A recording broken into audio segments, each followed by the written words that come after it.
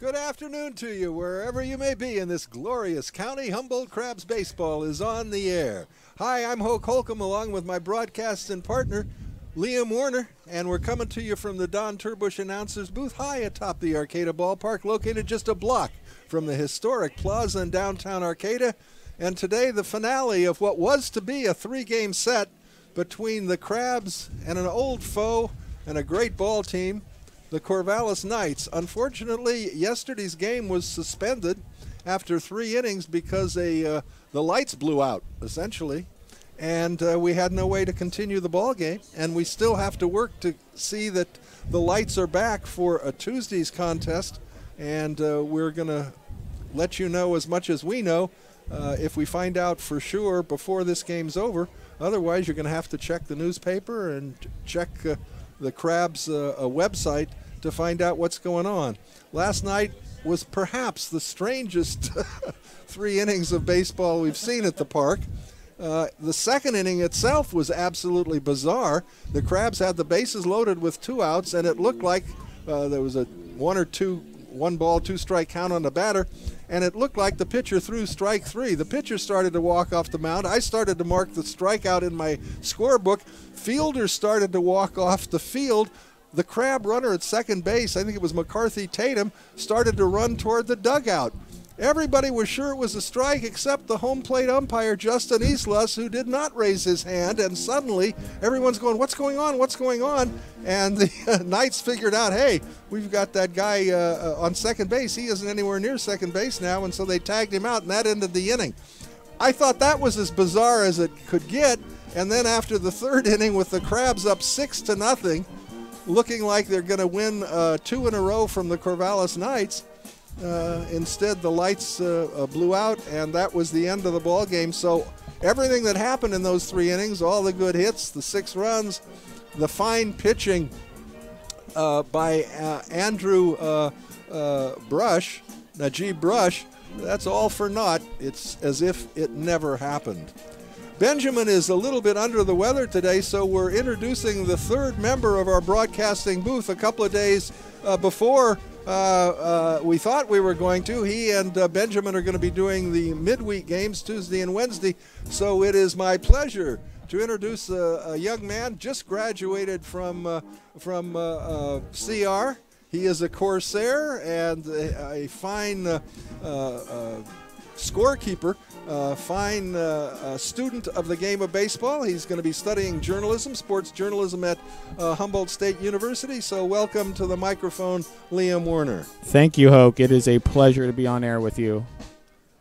Gee, I can already tell I'm in trouble. Liam's got one of those great FM voices. You know, I would kill for a voice like that. Thank you, Hoke. I used to as a youth, I wasted a lot of my youth in jazz clubs and listening to jazz on radio, and it seemed like the jazz disc jockeys always had very deep voices. And now Miles Davis and the quintet.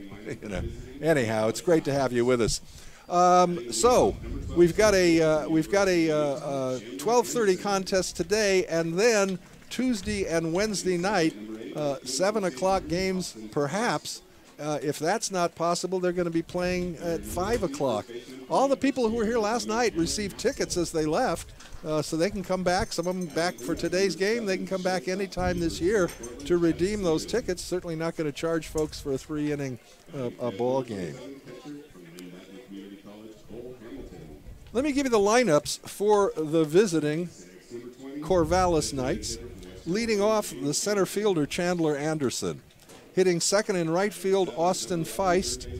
Batting third at first base, Cameron Haskell. Hitting cleanup, the shortstop, Chad Stevens. Batting fifth and doing the catching, Cole Hamilton. Hitting sixth, the designated hitter, James Anderson. Batting seventh at third base, Corey Conklin. Hitting eighth at second base, Alec Cook. Batting ninth in left field, Austin Girding. And on the mound this afternoon for the Knights will be Jacob Frick. Frick on the mound for the Knights. For the Humboldt Crabs, leading off in center field will be Bronson Grubbs. Hitting second, the designated hitter, Coco Figueredo. Batting third in left field, Connor Blair. Hitting cleanup at third base, McCarthy Tatum. Batting fifth at first base will be Chris Lawson. Hitting sixth and doing the catching will again be Johnny Mendoza. Batting seventh in right field, Otis Statham. Hitting eighth at shortstop, Wesley Agon Gibson. And batting ninth at second base, Jackson Critch. On the mound today for the Crabs will be Jared Milch, M-I-L-C-H. And Jared is a left-handed pitcher. He's a bulldog. He comes from the College of San Mateo, 6 foot 4 inch, 185-pound southpaw. I was checking the nicknames of various colleges, checking out the nicknames of our players, where they come from, their Matadors or the Bulldogs or whatever. And I thought, gee, what are the most popular college names?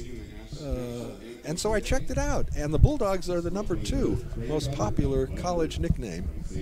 The number 1 is the Eagles. Now we're ready for our national anthem. Here we go.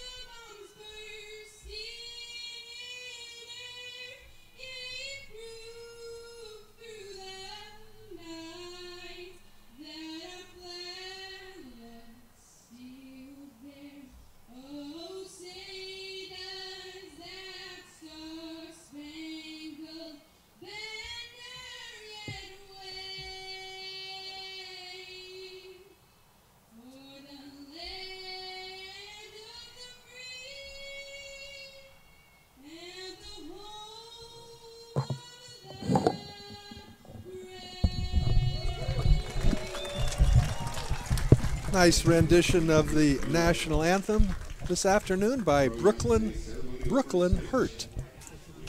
Thank you, Brooklyn. Again, Benjamin a bit under the weather this afternoon. We want to wish him well and hope he'll be back with Liam for Tuesday night's contest. On the mound this afternoon, making his debut with the Humboldt Crabs, is Jared Milch. Tall left-hander. Did we give his, 6'4", 6'4", 185-pounder. Well, a number of the Crabs have to be disappointed to have those statistics wiped out. Yeah.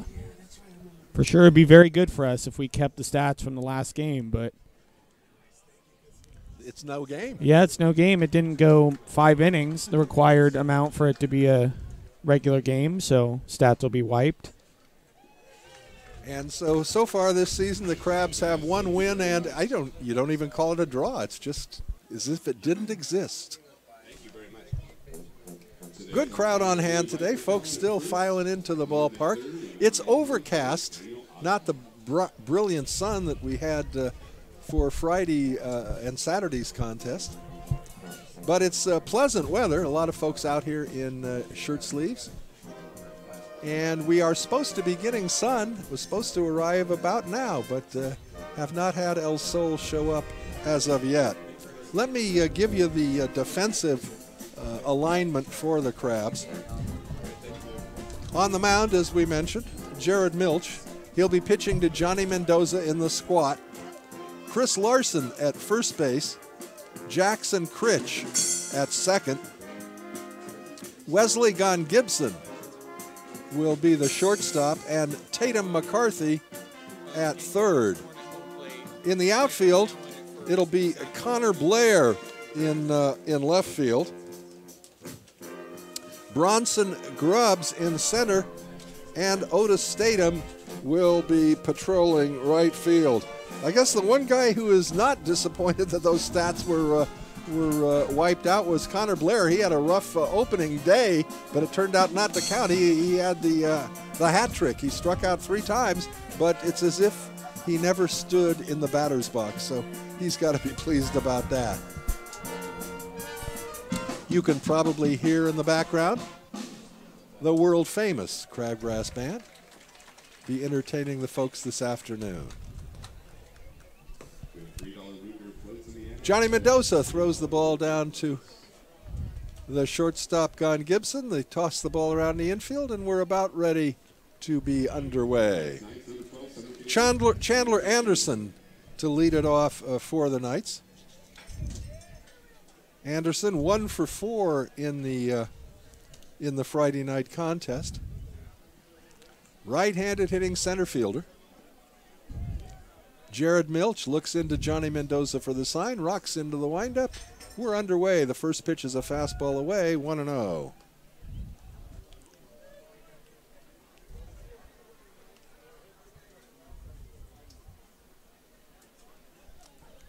Milch's 1-0 offering right down the heart of the plate. Fastball for a called strike 1. Liam, do we have the umpires for tonight's ballgame? Yes, we do. Let me get that. All right. Real quick. The next pitch is taken over but low. 2 balls and a strike now to Chandler Anderson, just underway.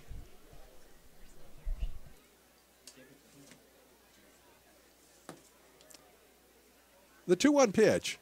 Lined into left field. That's going to be in there for a base hit. It's going up against the wall. Over to field it is Connor Blair, rounding first and heading into second, and he'll get there standing up with a leadoff double by Chandler Anderson.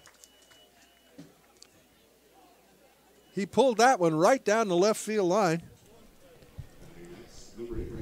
And that'll bring up Austin Feist. All right, the umpires today, Daniel Osborne at the plate, Michael Cowan at first base, and a newbie, Zach Norton, at third base. Zach Norton, that's right. That's his first time at the ballpark, I believe. Who did you say the first base umpire was? I'm sorry. Michael Cowan. Cowan, okay. He was the home plate umpire in last night's suspended ball game. Austin Feist, right-handed hitter, stands in. Milch will look back at second. The pitch is bunted in the air, foul, and it falls harmlessly to the turf, strike 1.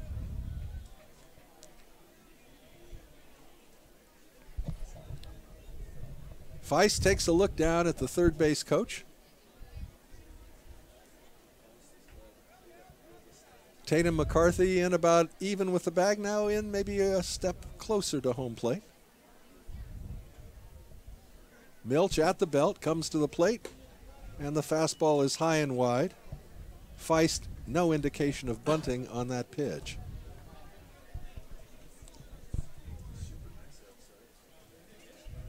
Anderson takes his lead at second. A glance back. Milch comes to the plate with a curveball. It's taken a little bit low, 2-1.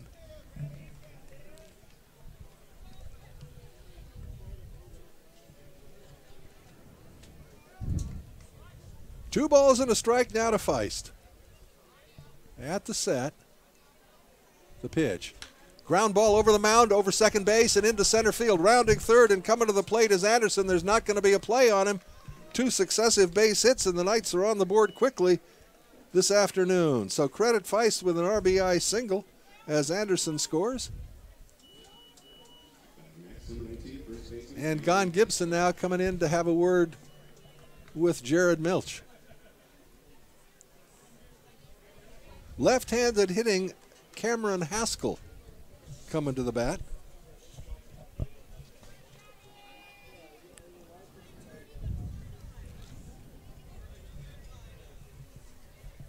Haskell 1 for 4 in Friday's contest. The pitch to him is a curveball bounced foul at the plate, strike 1.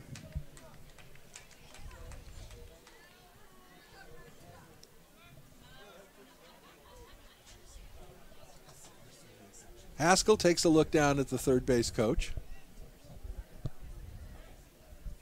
Feist held on at first by Chris Larson. The pitch. Curveball, slow breaking ball taken for a called strike 2.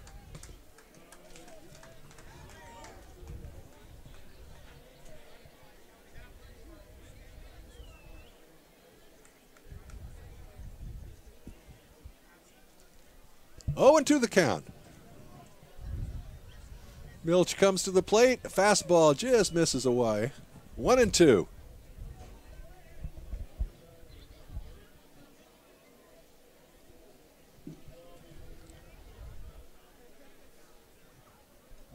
From the set. The 1-2. Inside it goes to, it hit him. It glanced, a glancing blow allows Haskell to head to first base. Feist moves up 90 feet to second, and so for the Knights, the first 3 batters have gotten aboard. A double, a single, and now a hit batter. Runners at first and second, nobody out, and cleanup hitter Chad Stevens coming to the bat. Stevens, a single in 4 trips on Friday night. Big right-handed hitter. Not bulky, long and lean. Milch at the set. The pitch is in the dirt. Nice stop by Johnny Mendoza to prevent it from going to the backstop. It's 1-0.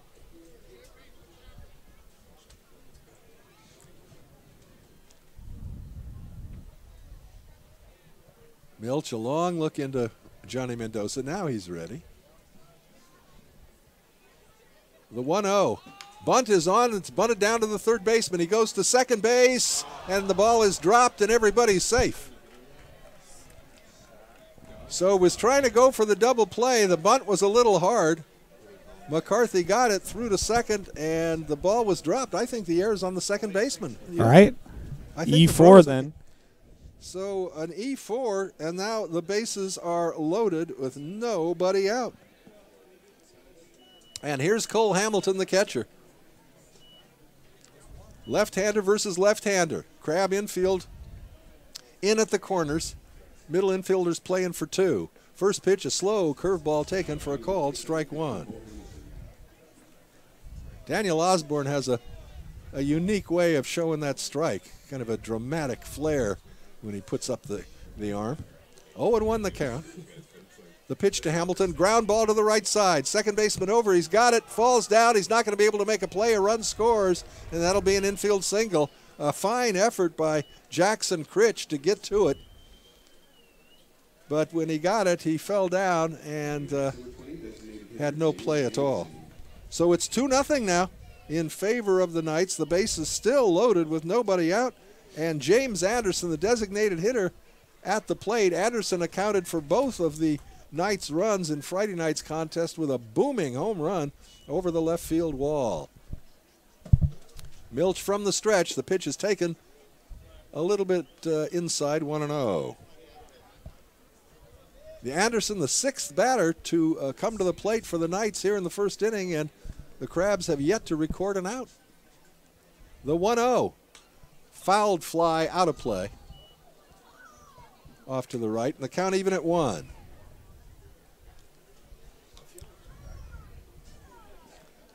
Two runs across. And the Knights looking for more here in the first inning.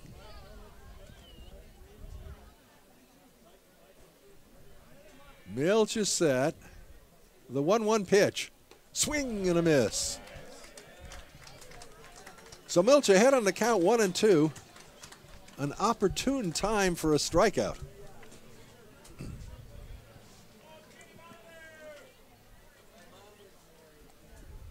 Milch is ready. Runners take their leads. The 1-2 pitch. Curveball got him swinging. Slow breaking pitch. Anderson down on strikes. And that's the first out of the inning. Hopefully that'll get him going after getting that strikeout, get his rhythm going a little bit. He's throwing a lot of off-speed stuff. Yeah. Here is Corey Conklin, another left-handed hitter. Conklin playing third base for the Knights.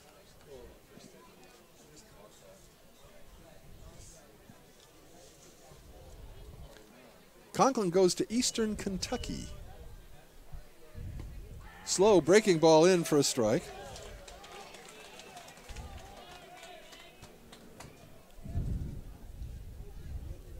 Chase Larson, our first baseman, goes to Western Kentucky. 0-1 now to Conklin. The delivery low and outside with a fastball, 1-1.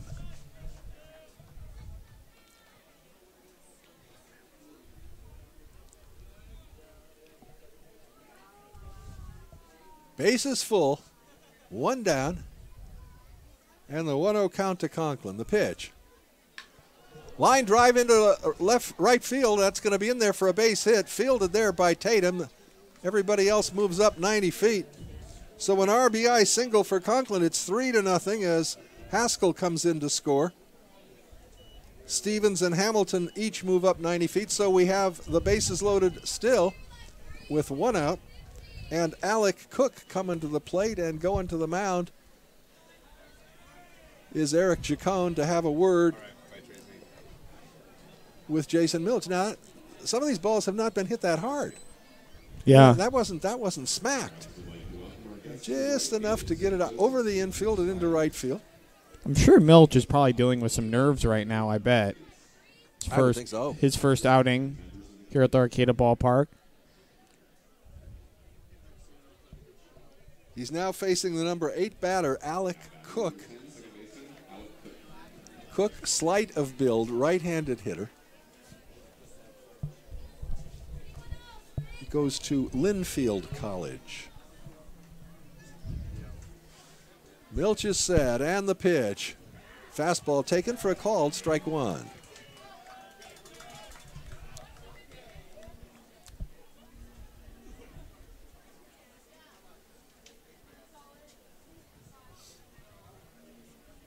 At the set.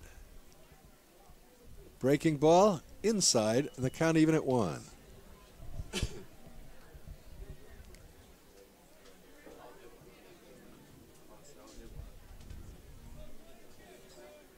One and one now to Alec Cook. Milch comes to the plate, and Cook takes a pitch on the inside corner for a called strike two.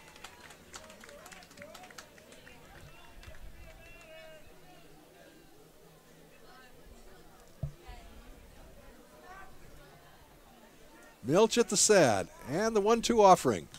Line foul off to the right and out of play, so we'll do it again, a ball and 2 strikes.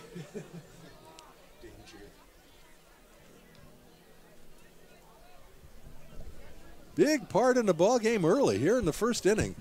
Base hit here could really break things open. It's already 3-0. The 1-2 pitch.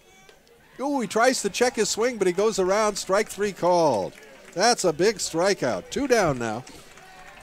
Both outs recorded by the way of a strikeout. And here's the number 9 hitter, Austin Girding. So 9 batters have come to the plate here in the first inning for the Knights. Left-hander versus left-hander. The pitch to Girding, and he checks his swing and takes it up high for a ball, 1-0.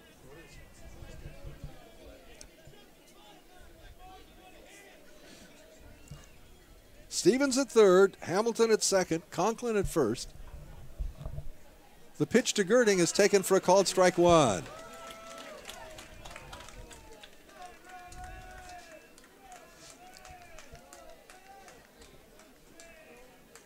Milch looks into Mendoza for the sign, comes to the rest, and the 1-1.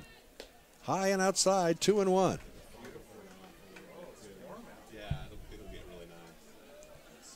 Milch has hit a batter, has not walked anyone to this point, and he certainly doesn't want to do it here. The 2-1. Swing and a miss. That one was by him by the time he swung. So the count even at 2.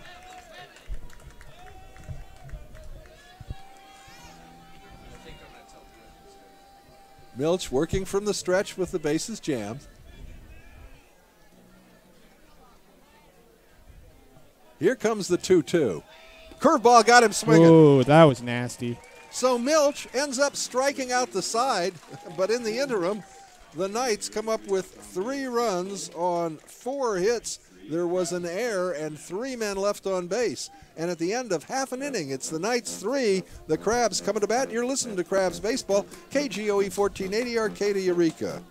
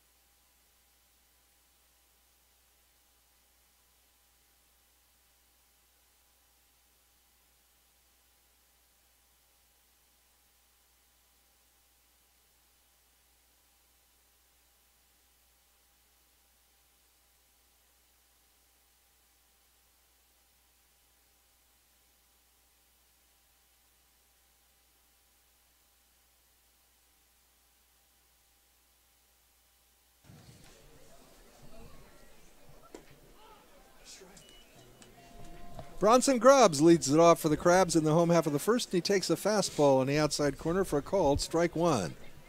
Jacob Frick, left-hander, on the mound, comes to the plate, and it's laced into left field, but it's going to be foul. Oh. Made it to the wall, but about 7 or 8 feet foul.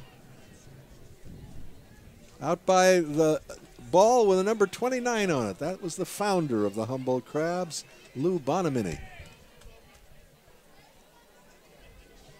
I am of the firm belief this ought to be called Bonamini Park in Arcata, California. The 0-2 pitch misses a bit wide. Grubbs will be followed by Coco Figueiredo and Connor Blair. The next pitch, a fastball outside, 2-2.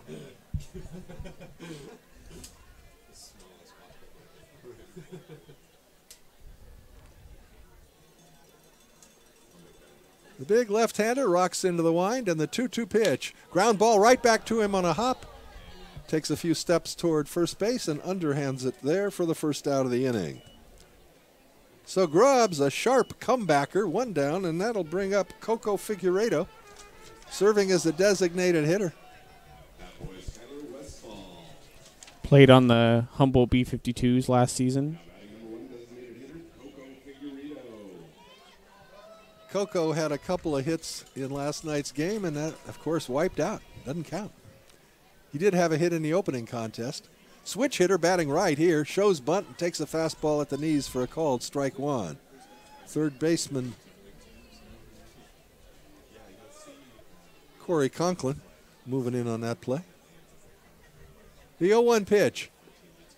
Over but low, 1-1.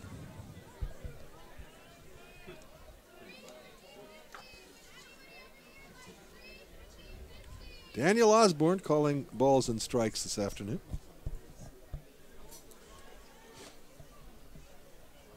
Frick's 1-1 pitch. Popped in the air to shallow right field. The second baseman goes out on the grass and gathers it in for the second out of the inning. That'll bring up Connor Blair. Blair did not play in Friday night's ball game. Connor comes to us from Butte College. He's a road runner.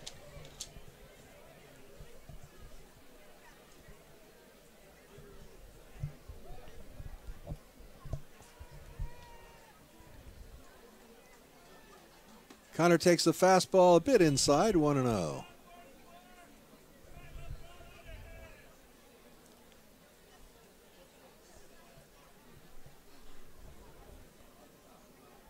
Next pitch misses wide. 2 balls and no strikes to Connor Blair. 2 gone, nobody on base for the Crabs in the home half of the first. If you just joined us, the Knights sent 9 men to the plate in the top half of this frame and tallied 3 runs.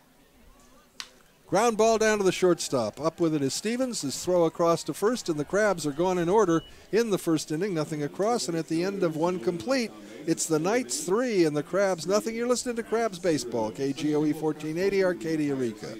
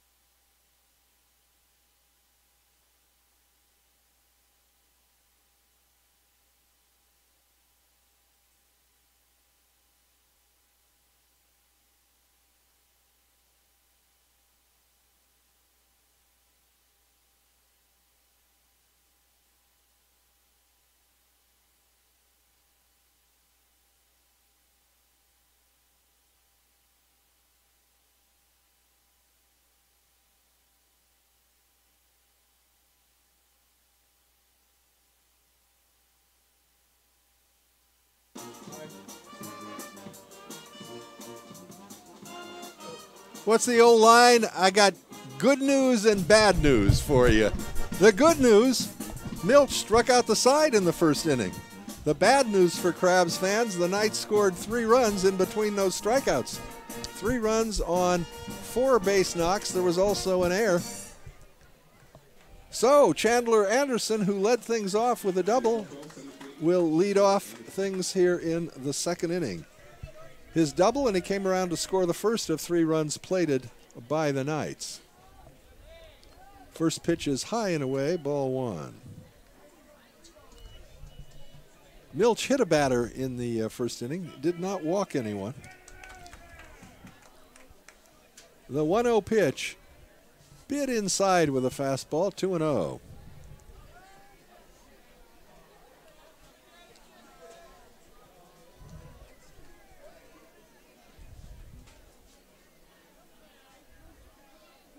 The 2-0 is grounded on a couple of hops to the shortstop, Gon Gibson. His throw to first, and there's one down. Again, the infield, it's Chris Larson at first, Jackson Critch at second. The shortstop is Gon Gibson, Wesley Gon Gibson. Third base, McCarthy Tatum. Connor Blair in left. Bronson Grubbs, the center fielder, and Otis Statham in right.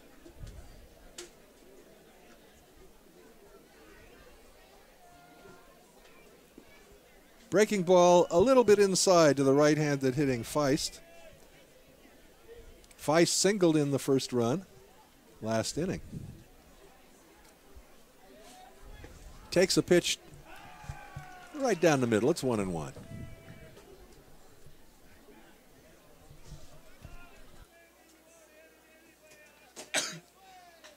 Ground ball just past the third baseman and down the line.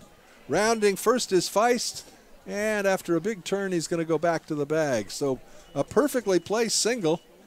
A nice effort by McCarthy Tatum, but couldn't quite get to it. So a 1-out single for Feist, and that'll bring up Cameron Haskell. He was hit by a pitch, just a glancing blow. I didn't even realize he'd been hit until he started heading toward first base. I think it hit jersey rather than body. Lefty versus lefty. The runner goes. The pitch is outside. The throw to second base, and he is out.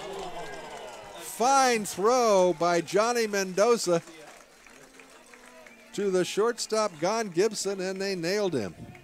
That's the second time in 2 ball games that Mendoza has thrown out a Corvallis Knight attempting to steal second base. And that throw had to be good because Feist had a pretty good jump on the pitch. The pitch was a ball, so the count 1-0 now to Cameron Haskell. Hits a high pop-up behind the plate and behind us. Hit us on the roof. 1-1 the count now to Haskell.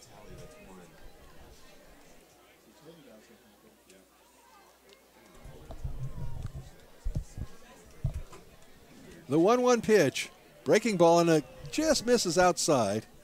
A curveball.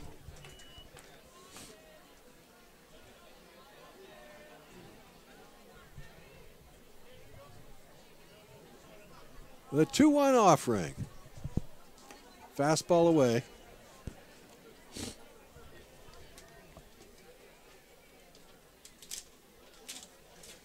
Three balls and a strike to Haskell. Nobody on base, 2 gone here in the Knight's second inning. Ground ball foul over by the visitors' dugout, so the count goes full now.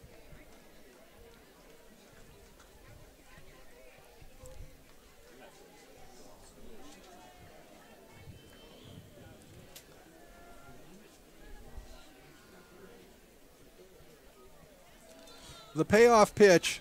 Hit in the air to left field and deep. The left fielder going back to the warning track. He's under it and makes the catch. Connor Blair in left for the third out. The Knights are down in the second. No runs, a hit, no errors, nobody left. And at the end of an inning and a half, the score remains the Knights 3 and the Crabs nothing. You listen to Crabs Baseball, KGOE 1480, Arcadia, Eureka.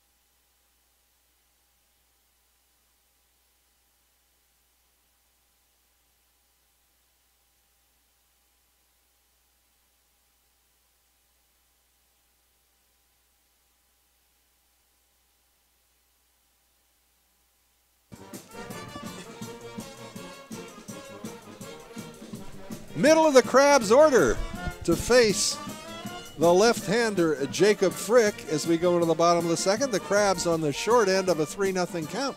Did you have a chance to read a letter? Didn't have a chance, did you? No. Oh, we're going to get an ad. Right back into it. We'll get you an ad. Here is McCarthy Tatum, right-handed hitting third baseman. And he takes a fastball high and away. Tatum, Chris Larson, and Johnny Mendoza, the 4, 5, and 6 hitters in the Crabs lineup. The next pitch, high pop-up on the infield. Third baseman, catcher, third baseman, catcher, third baseman makes the catch. So Corey Conklin said, I had it all the way. 1 down.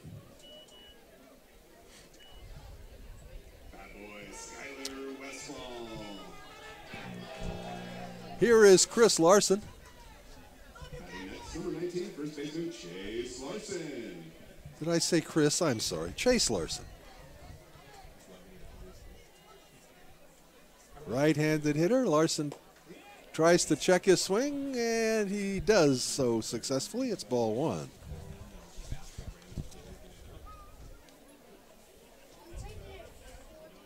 Larson looking for his first base hit as a Humboldt Crab. And that pitch misses away, 2-0.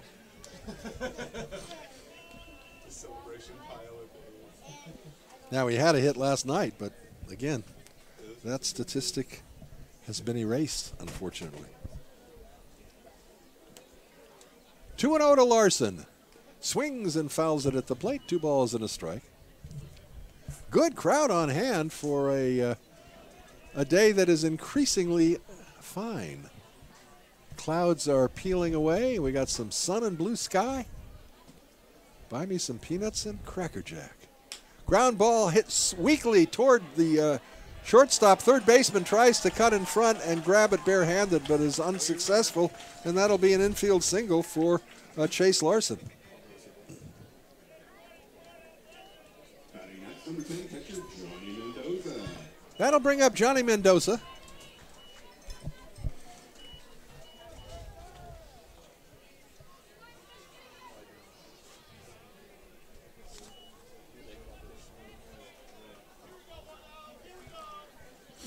Mendoza looking for his first hit as a Humboldt Crab, and he takes the pitch high and away, 1-0.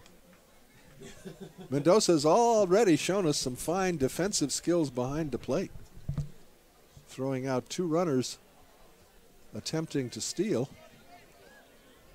And in this ball game, that throw was right on the money. That's in the dirt, 2 balls now and no strikes.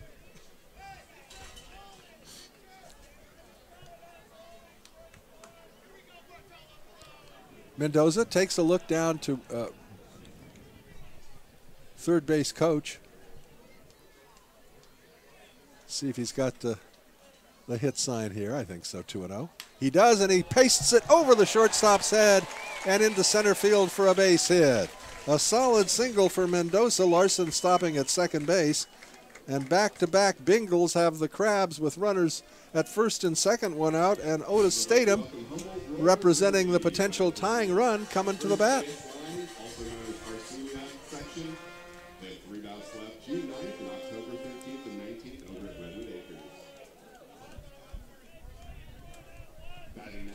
Statham, a big guy, 6'3", 215-pounder. Looks like he could put some hurt on the baseball. Crabs would love to see him do it right now. Left-hander Frick comes to the plate. Fastball is up, 1-0.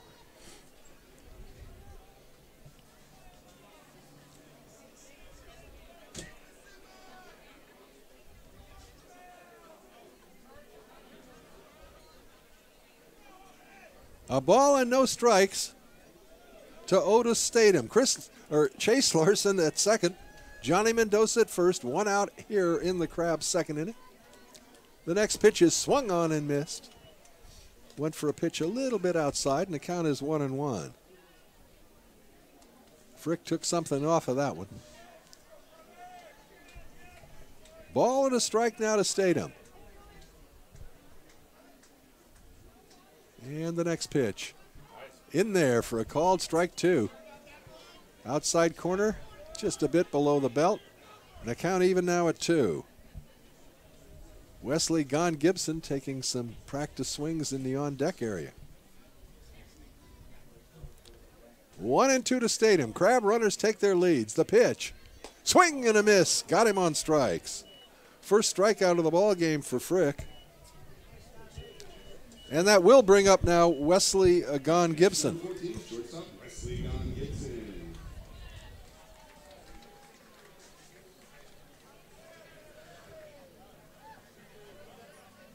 Gon Gibson, right-handed hitter. 2 down now. Crabs with a couple of runners on the bases. The pitch. Over but low, 1-0. Jackson Critch, he of the home run on opening night in the on-deck area. 1-0 now the count to Gon Gibson. The pitch. That's in there for a called strike.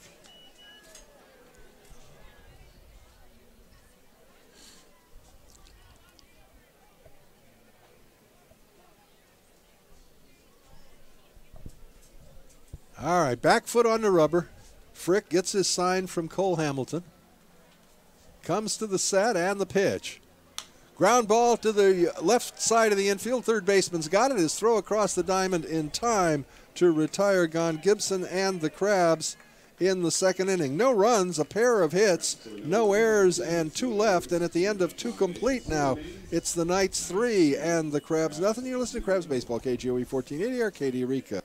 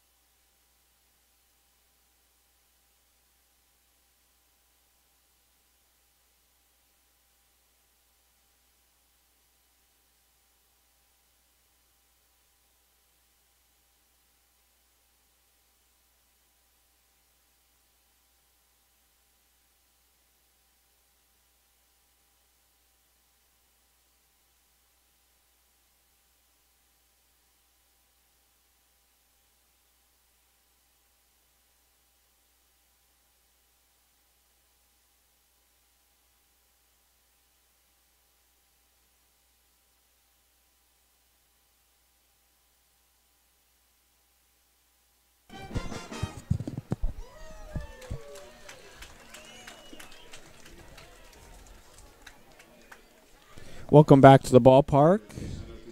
Tune in to Crab's Corner every Sunday night on Redwood Television's News Channel 3 broadcast at 6 o'clock for a special report on Humboldt Crabs baseball.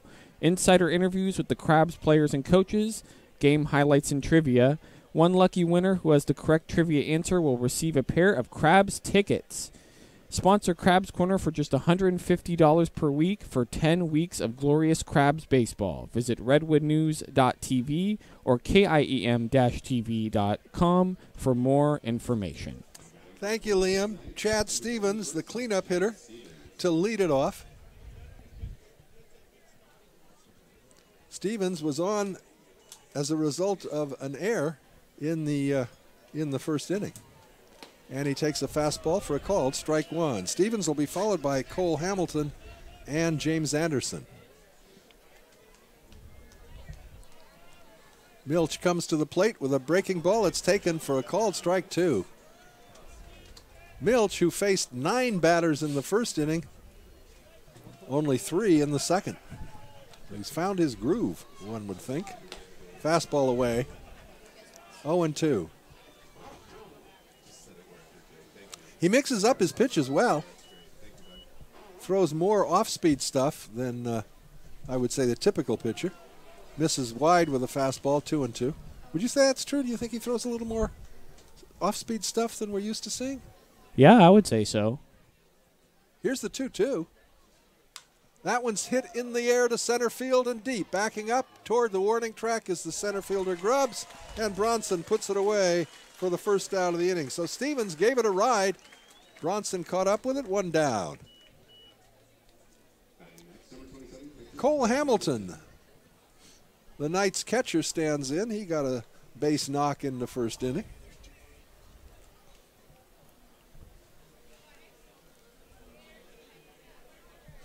Fastball taken for a called strike 1.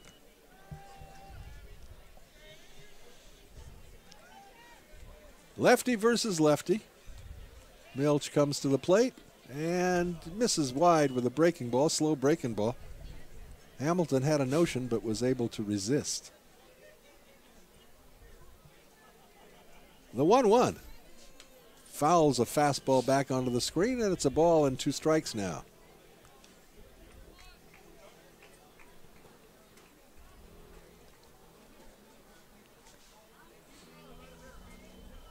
Sun-splashed crowd at the Arcata Ballpark this afternoon. Beautiful day.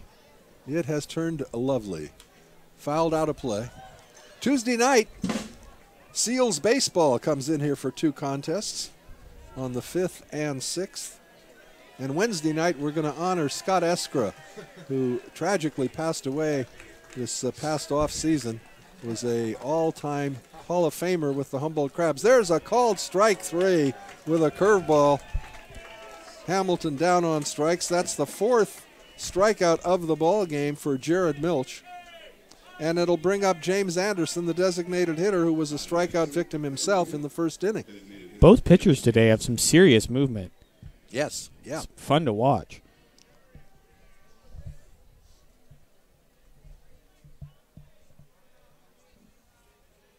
Ground ball fouled at the plate. So far this season, we've seen a lot of strikeouts. We have. From both teams. It's kind of mimicking what's going on in the big leagues. Yeah, Lots exactly. of strikeouts. Strikeout or home run. Yeah. The 0-1. Check swing fouled off behind us. So Milch ahead on the count now. No balls and 2 strikes to James Anderson.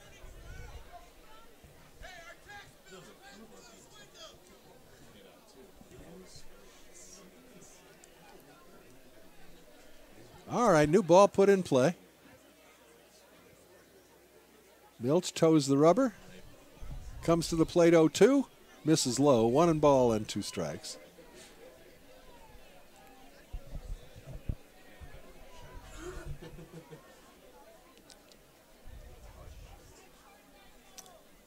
The 1-2. Swing and a miss. Another nasty pitch. Anderson, the 5th strikeout victim. And once again, the Knights are down in order in the 3rd. At the end of 2.5, it's still the Knights 3 and the Crabs nothing. You're listening to Crabs Baseball, KGOE 1480, Arcadia, Rica.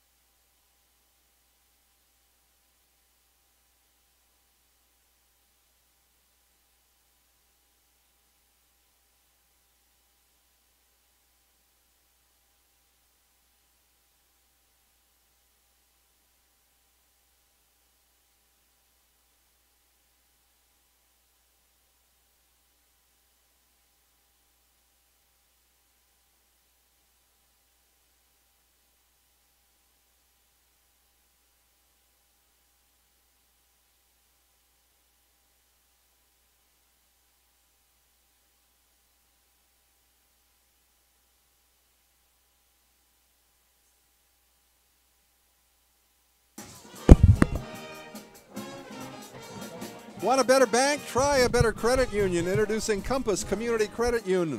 Formerly California State and Federal Employees Credit Union, we're now open to the community. We offer absolutely free checking with 0 requirements. Plus, we have super low rates on loans to help with all your banking needs. Visit compassccu.org. New name, same great credit union since 1951, a member of the NCUA. That's Compass Community Credit Union. First pitch is fouled off by Jackson Critch to start the bottom of the 3rd. After Critch, we go to the top of the order and Bronson Grubbs and Coco Figueredo. The 0-1 pitch to Critch. Lines that one foul off to the right. So Jacob Frick ahead on the count. No balls and 2 strikes. Frick has allowed a couple of base knocks. The 0-2. That one misses wide. 1-2.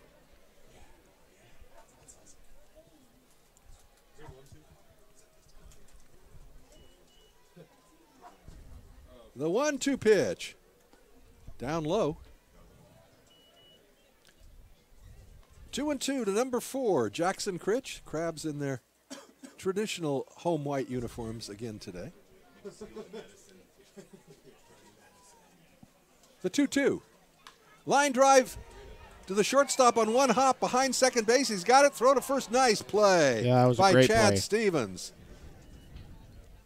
A high bounder that he fielded almost on the outfield grass, and then a strong throw to first to retire. Critch, one away. And we go to Bronson Grubbs. Grubbs grounded out, hit a comebacker to open the Crabs' first inning. So he's 0 for 1 this afternoon. He shows bunt, takes a fastball away. Charging in from third base was Corey Conklin. 1-0 to the Crabs' leadoff hitter, Bronson Grubbs.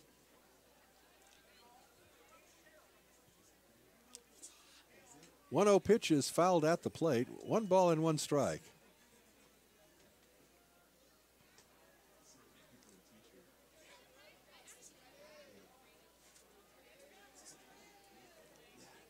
Ball and a strike to Grubbs.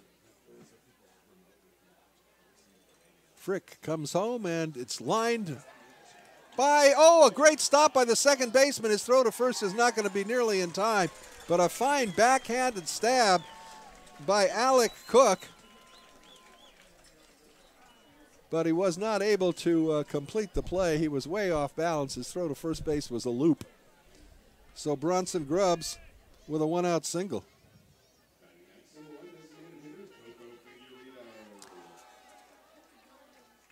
Middle infielders of the night showing us a bit of fielding prowess. First, the shortstop Chad Stevens on a fine play, and there Cook, almost a super play. Here's Coco Figueiredo. High and away with a first pitch, 1-0. Coco batting right-handed against the left-handed slants of Jacob Frick.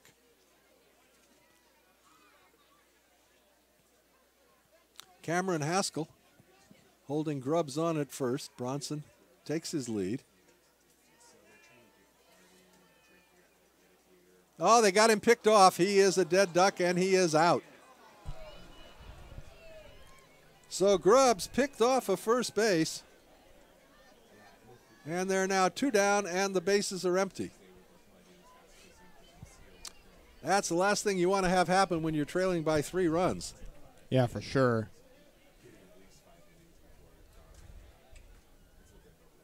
That was a good move that Frick showed us in going to first base. Strike called on the fastball. It's 1-1. He had that little hesitation before he came home or went to first base. He was kind of in suspended animation with his leg out there and whipped it to first in time to pick off Grubbs. The fastball misses, and it's 2-1 now to Coco Figueiredo.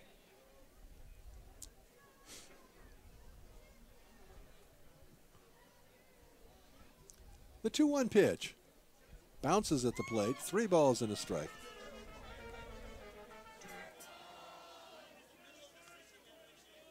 Crab fans letting everybody know that was a dirt ball. The 3-1 pitch taken for a called strike 2. In Friday night's game, the starting pitcher for the Knights had a lot of trouble in the first inning and couldn't get the ball over the plate, and the crowd started calling out the balls before he'd pitch. Ball 8, ball 9. That, however, is strike 3, a swing and a miss. Figueiredo down on strikes, and the Crabs are gone in the 3rd inning. No runs, a hit, no errors, and nobody left on base. And at the end of 3 now, it's the Knights 3 and the Crabs nothing. You listen to Crabs Baseball, KJOE 1480, Arcadia, Eureka.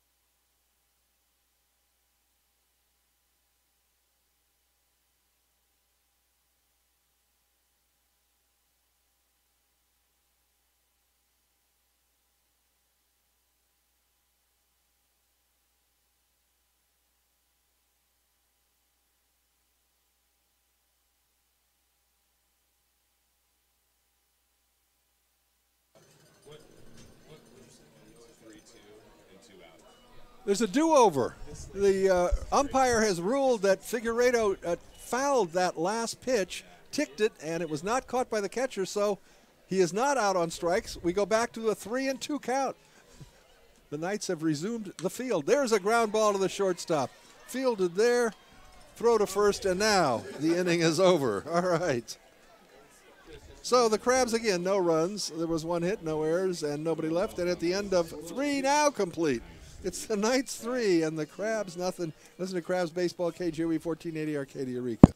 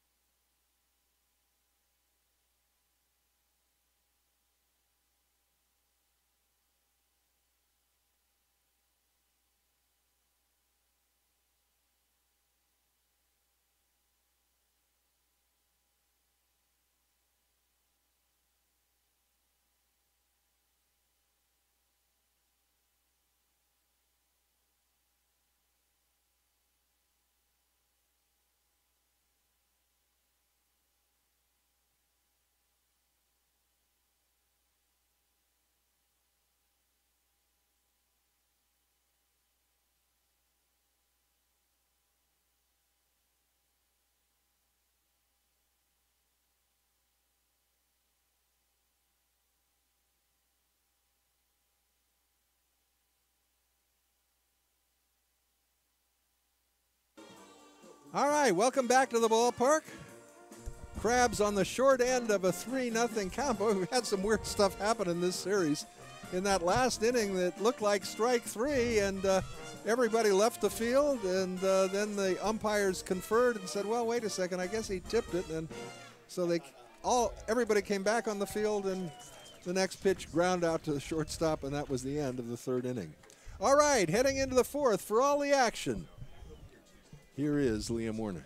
Thank you, Hoke. Corey Conklin will lead off for the Corvallis Knights here in the top of the fourth inning. Conklin, as mentioned, went to Eastern Kentucky University as he steps into the box. And the first pitch from Jared Milch shows bunt and takes low 1-0. Conklin, in his first at-bat today, singled into right field. Corvallis put 3 runs up in the top of the first and has held that 3-0 lead ever since. Here's the 1-0 pitch. Shows bunt and fouls it off. It's 1-1.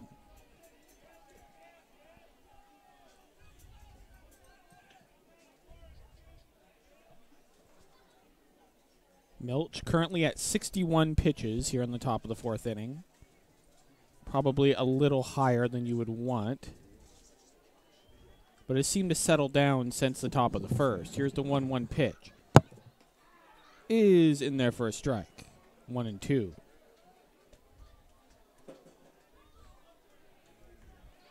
Alec Cook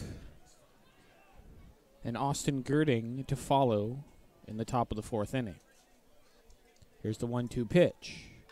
Swung on and fouled off. And we'll do it again, 1-2. As Hoke has mentioned before, it is a beautiful day here in downtown Arcata. Temperatures probably in the low 60s. There are still some clouds, but sun peeking through in spots. Here's the pitch. Strike 3 called. 1 out. Looked like that was on the outside part of the plate. Still in the strike zone. It's a half a dozen strikeouts for Jared Milch. He has really come on since having the difficulties in the first inning. And I bet the coaches love to see that. Yeah, absolutely. Get knocked around a little bit and then come back. Here's the first pitch to Cook. Hits it right to third base. He'll throw to first, and there's 2 gone.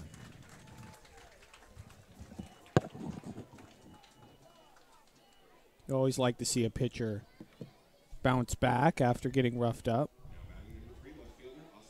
Now it's Austin Girding. Struck out swinging in his first at-bat. Here's the pitch. Swung on and fouled off. 0-1.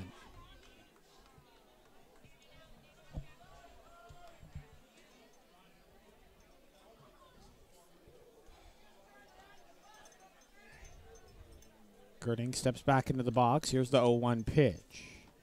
And it's inside. And the count is 1-1.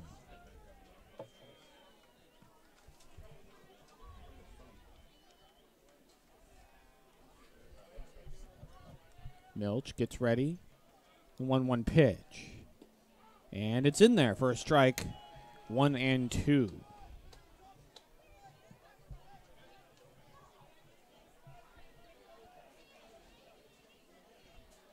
One-two pitch.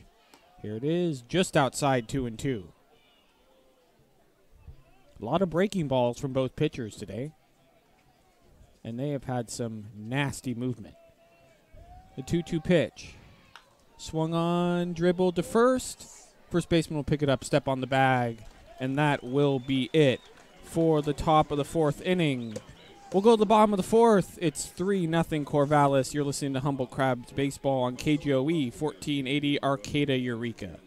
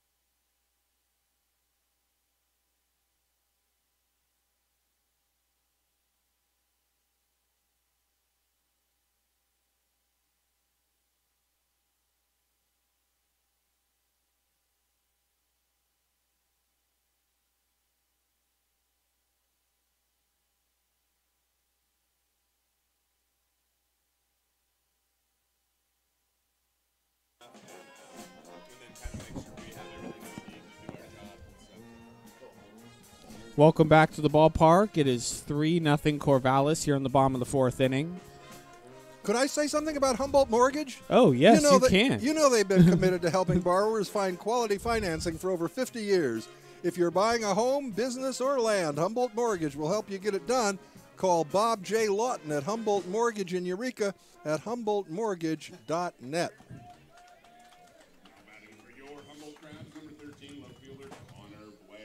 All right. All right. So it'll be Blair, Tatum, and Mendoza due up as he takes the ball 1-0. Pitcher's in the dirt. Here's the 1-0 pitch. And it's outside 2-0. Crabs looking to get something on the board here in the bottom of the fourth.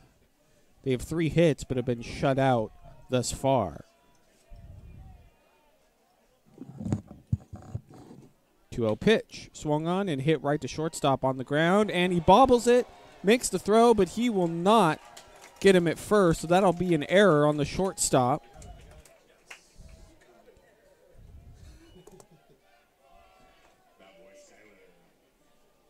Shortstop number 7, Stevens. Now it'll be McCarthy Tatum.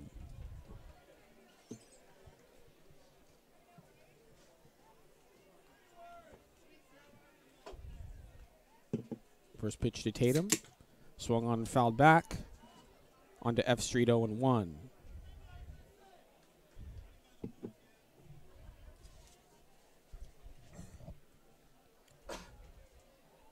Don't think we've had a car hit by a foul ball yet. I'm not sure about that, though.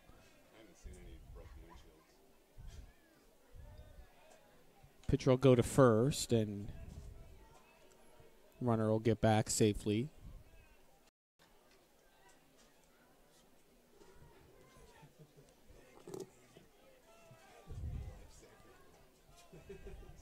Just the 0-1 pitch from Frick is popped up, shallow right field, right fielder coming in and makes the catch. 1 out.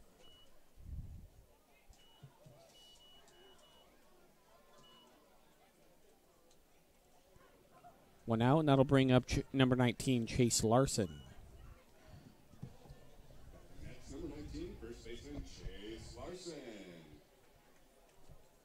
1 out and a runner on first.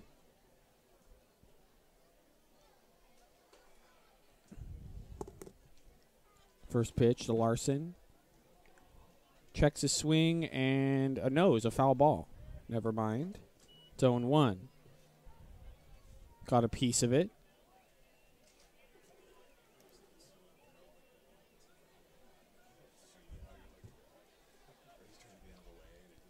Pitcher will throw to first. Runner's back safely.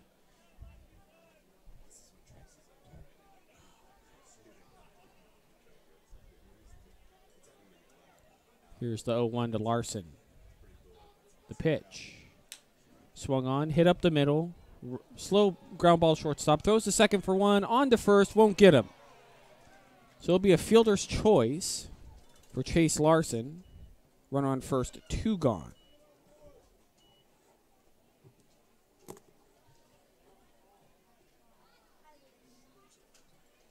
Next, number 10, catcher Johnny Mendoza. 2 outs. That'll bring up the catcher, Johnny Mendoza. Mendoza singled on a line drive up the middle in his first at bat. First pitch to Mendoza is right down the middle, 0-1.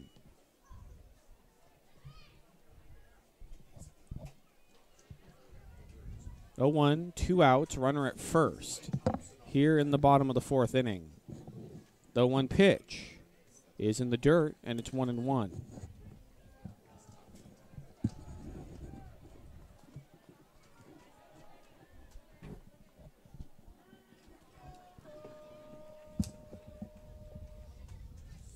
One pitch.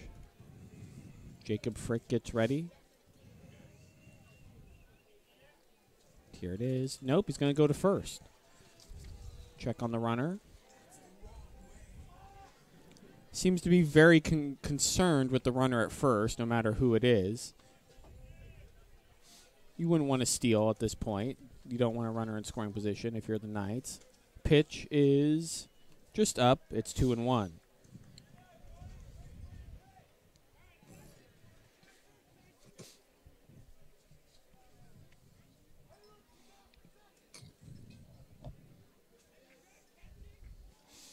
Frick will go to first again, and Crabs fans are getting a little restless.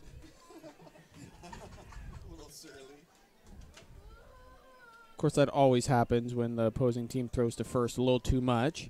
Here's the pitch, swing and a miss on a breaking ball that went low and inside.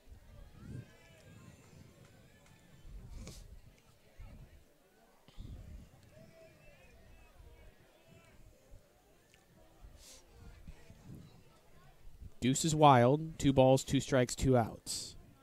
Here's the pitch. And it's in the dirt. And the count goes full at 3-2.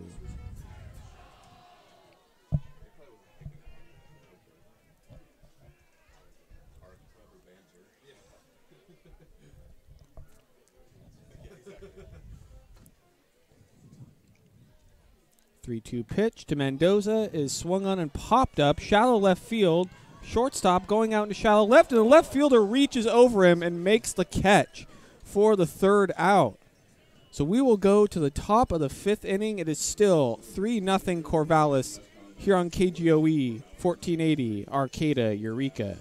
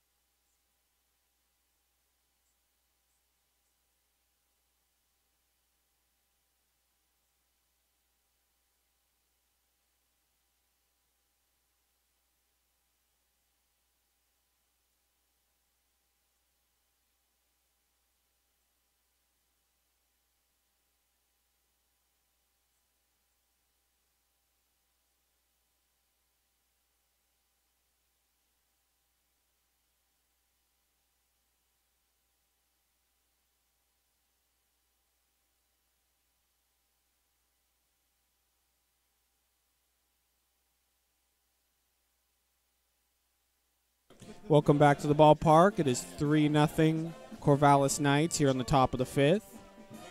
As the top of the order will be up for the Knights, it will be Anderson, Feist, and Haskell, the 3 due up here in the top of the 5th. Let us alert the engineer at the radio station that we're going to keep it here after this half inning, okay? So we won't be going to commercial break after this half inning. We'll Sounds perfect. keep it here. All right. All right. Have we mentioned that Tuesday Seals baseball is coming into town for a 2-game set? Tuesday and Wednesday, we hope, evenings. Hope the lights will be taken care of by then. Yes. Okay, top of the 5th. Here's Liam. All right. Anderson in. The pitch. He bunts it. Pitcher dives for it. Third baseman picks it up, throws to first, and he won't get him. So a short little pop-up bunt that landed just to the left of the pitcher's mound. Pitcher dove, tried to get it, could not, and it'll be a single for Anderson.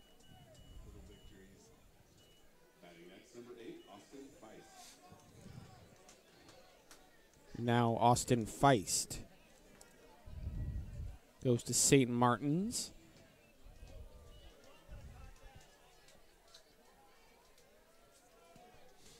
The first pitch to Feist is a strike, 0-1.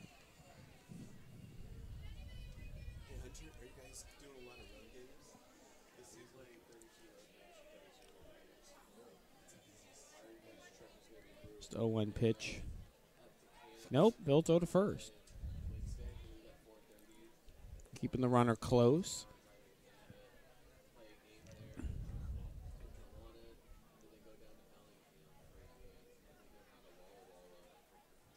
Still 0-1 pitch from Milch is swung on and missed, and it's 0-2.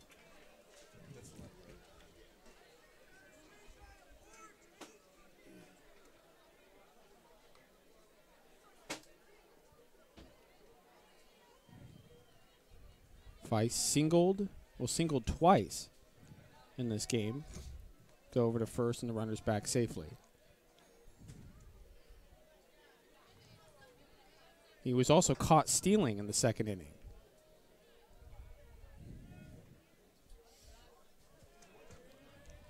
The 0-2 pitch is swung on. Slow hopper to second. He'll throw to first, and he gets him. I think he tried to tag the runner going to second, and he couldn't get the tag on, and he ended up throwing to first and got him at first. So he gets the one out. I think the first baseman came off the bag and had to apply the tag to the batter as well. Yeah. Second baseman missed the runner. First baseman got the batter. Yeah, it could have gone very badly Yeah. for the Crabs. Yeah. But at least they got the runner out at first. Knights ended up with the equivalent of a sacrifice, so they got that runner in scoring position now. Yeah. Haskell's at the plate now. The pitch is just inside 1-0. Lefty on lefty matchup.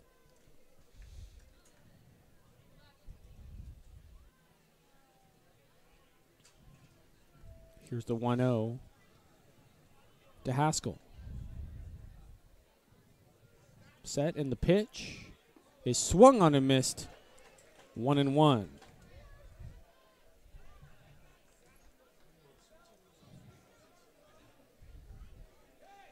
You have to be on your toes today if you're in the batter's box, because both pitchers are coming with serious movement.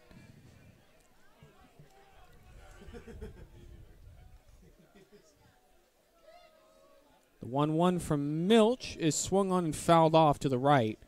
1-2.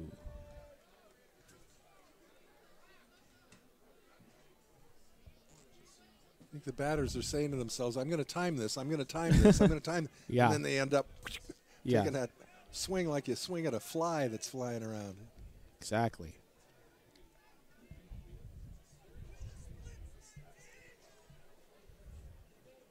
Haskell waiting on the 1-2 pitch from Milch, and here it is. And it's swung on and fouled off to the left. Will stay 1-2.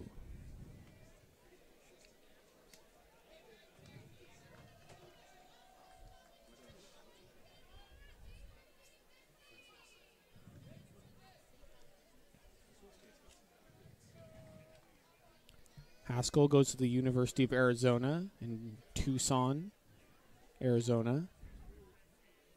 This is very cool weather for him. The pitch popped up behind us and out of play. Still 1-2.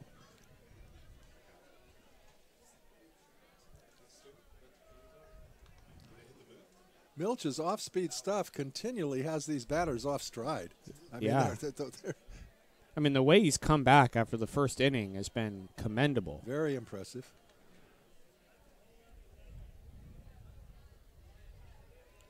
Certainly, if you're Robin Guyver, you want to see that out of your pitchers. Tenacity. Exactly. Pitch is swung on and fouled off on the first base line. Still 1-2. Haskell's in there fighting it off.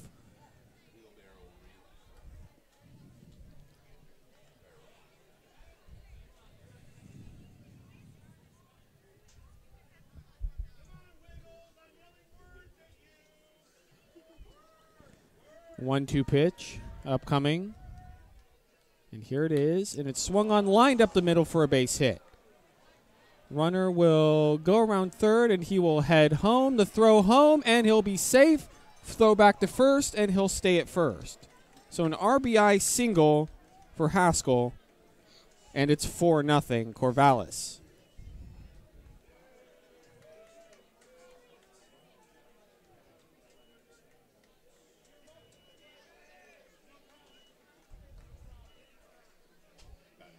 So with one out, Chad Stevens will come up. Of course, Chandler Anderson, the fellow who scored on that play, has got a lot of speed. The third base coach did not hesitate at all, sending him home. And the Knights, like the Crabs, try and play offensive baseball and make the other team make the plays. Yeah. First pitch is popped up, and the first baseman will make the catch near the opposing dugout. 2 gone. I thought that was going to be out of play, but it kind of curved out of play and then went back in, and the first baseman was able to make the catch. Not much wind out there, so I don't think that had a great effect on it. Larson, of course, with that catch.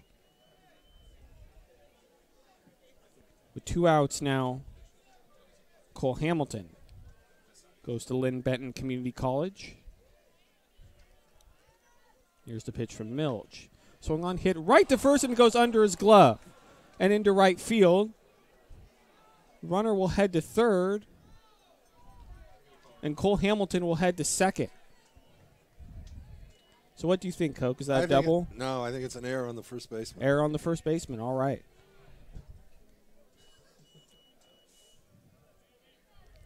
The ball actually didn't go under his glove. It went over his glove. Yeah. Yeah, it kind of, it may have even hit off the heel. I'm not sure. Took a weird bounce. It did take a tough bounce, but I have to call that an error. Exactly.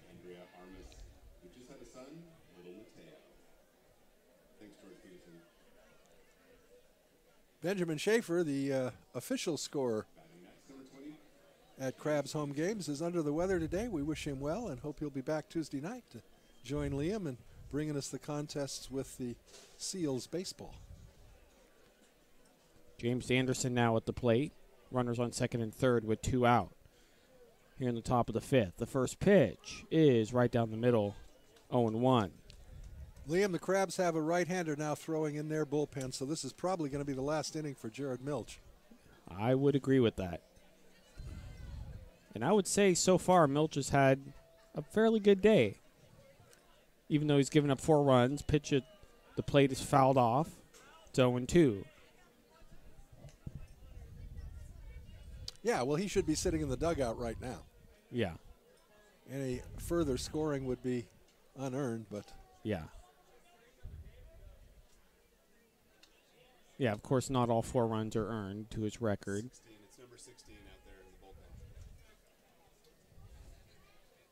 bullpen. Here's the 0-2 pitch. And it's just outside 1-2. That's Kenton Carruthers warming up in the bullpen for the Crabs. And that would be his first appearance of the season. Indeed. 1-2. Pitch upcoming to James Anderson. Here's the pitch. Way outside. 2-2. Do we have a pitch count for Jared? Yes, we do. 87 pitches. Okay.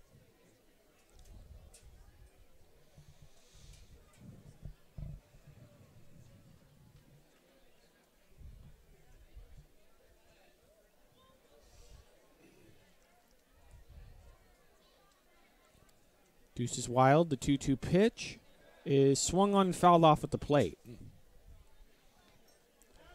Anderson already a strikeout victim twice this afternoon, but we saw his power Friday night as he sent one over the wall and left. That was a moonshot. That was. Better not make a mistake to him. 2-2 pitch is swing and a miss. Strike 3. Well, that'll be it for the Knights. We'll go to the bottom of the 5th. It is still 4-0 Knights here on KGOE 1480 Arcata Eureka.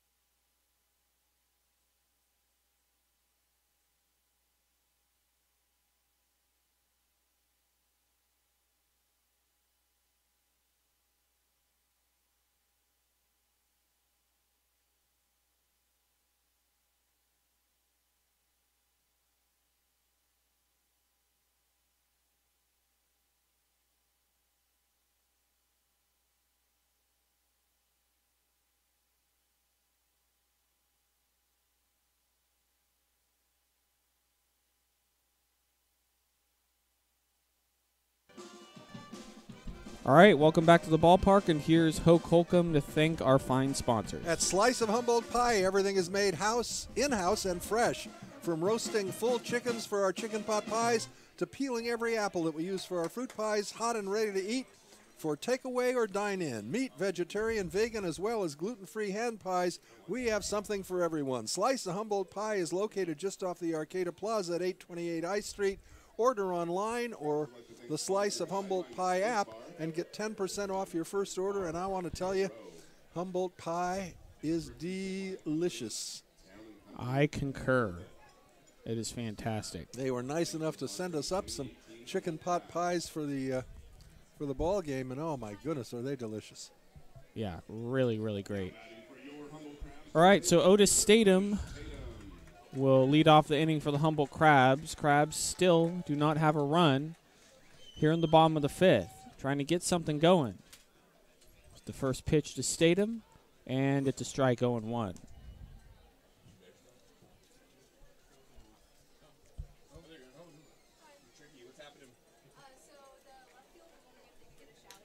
Statham on the second pitch lines it into right field for a base hit, just over the second baseman. And that's Otis's first base knock as a Humboldt Crab. Yes.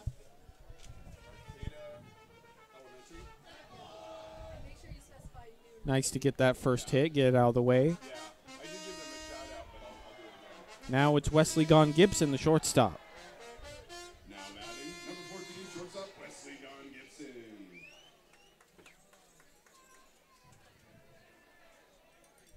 Grounded out. His first at bat. Pitch is low and inside, 1-0. And we see a little bit of stirring now in the Knights bullpen. Folks starting to get up. Frick at 57 pitches. Much more economical than Jared Milch. Next pitch is high, 2-0. He's demonstrated excellent control, has not walked a batter in this ball game. Yeah.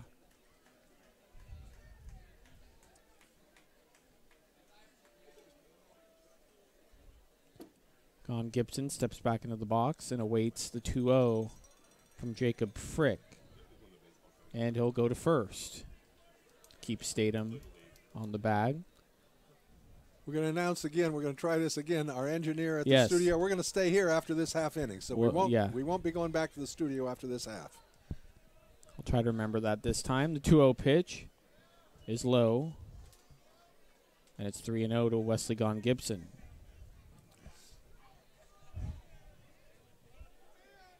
Runner on first, 3-0. Nobody out here in the bottom of the fifth inning.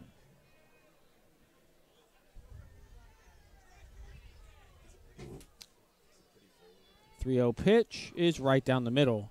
Strike one, it's 3-1.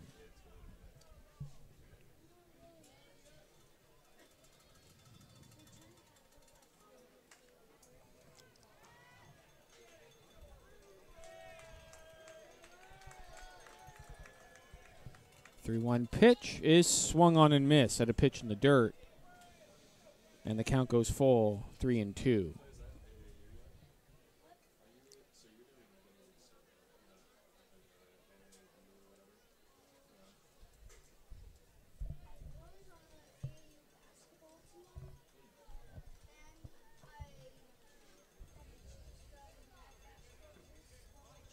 Here's the full count pitch. And it's swung on. Hard ground ball in the left field for a base hit. So it'll be first and second with nobody out.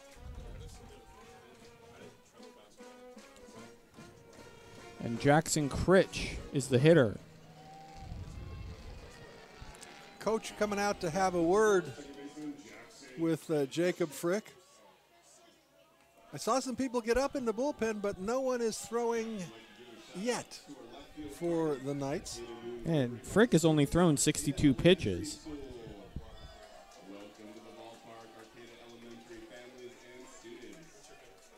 A brief confab on the mound. Meanwhile, Brad Morgan having a word with Jackson Critch. Home plate umpire Osborne coming out to break up the conference.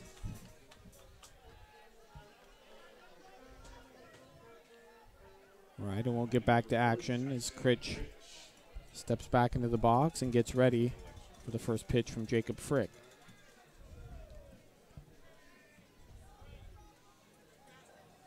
First and second, nobody out. Here's the pitch. And right in there for a called strike. It's 0-1.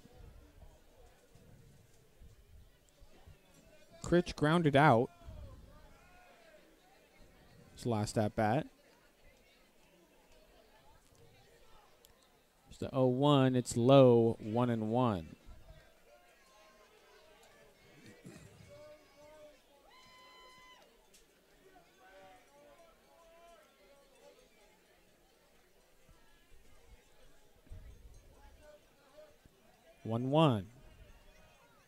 Critch. And it's just outside 2-1.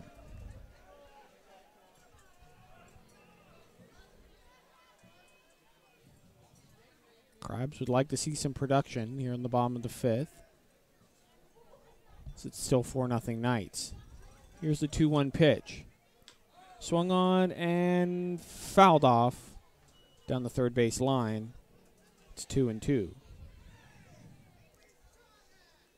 Stayed fair until right before the bag before it veered off to the left foul.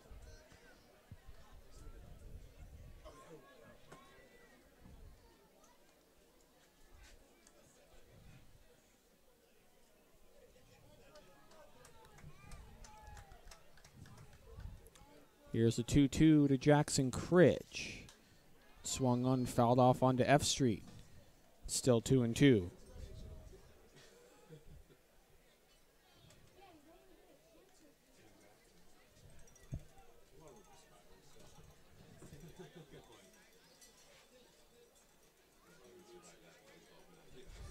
It's a 2-2 pitch. And it swung on, hit to third. The second for one, and he dropped it. So that's got to be an error on the... Oh, no, they're going to call him out. He said he dropped it on the transfer, probably. And out comes Guyver. It'll be a fielder's choice. And Guyver's going to come out and argue.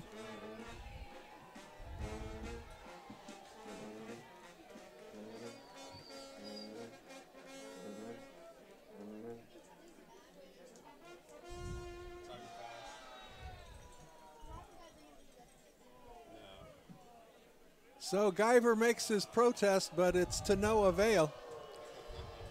It was a bang-bang play. I think the umpire got it right. I agree as well. Yeah, I think he made the tag, and then as he was going to make the transfer for the throw, it fell out of the glove. But I think he established the out first. Yeah. Yeah, I think the umpire made the right call. Of course, the fans here at Arcata Ballpark disagree. The fourth umpire. Exactly. All right, first and third, one out. Here's the pitch to Bronson Grubbs. It's 1-0.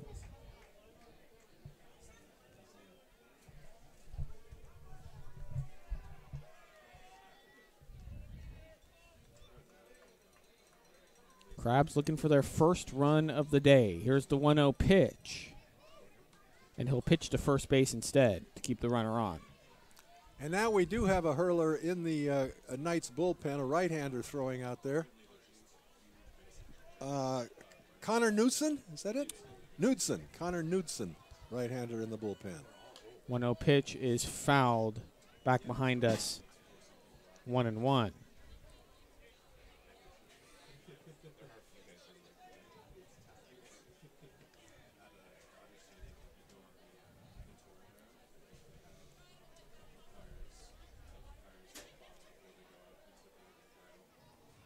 One pitch is in the dirt. 2-1.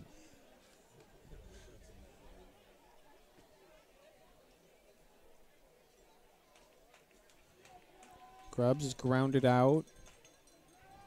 His first at bat and then singled.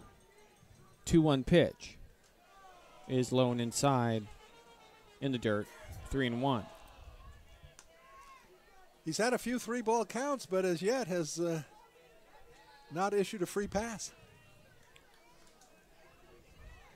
Crabs would love one here to bring the tying run to the plate. Yes. See if he issues his first free pass here. The 3-1 is low, and that's his first walk of the game. And the bases are F-O-C, full of crustaceans. There we go. So it's 1 out. Here is Coco Figueredo, former Humboldt B-52. Of course, they're a rival of the Humboldt Crabs. That's going to be it. The manager is making the change. So that's going to be all for Jacob Frick. He's going to leave the ball game with the possibility of winning it, leading 4-0. But the Crabs are sending up Coco Figueredo, who represents the potential tying run.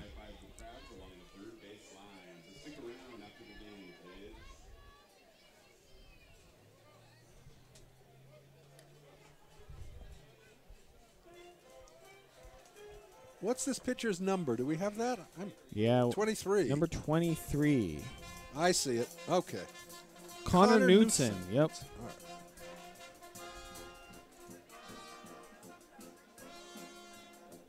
Yes, but I can do it again.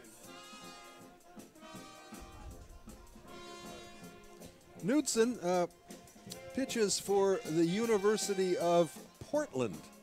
We unfortunately do not have the vital statistics on the Knights. He looks to be around 6 feet, 6'1", right-hander.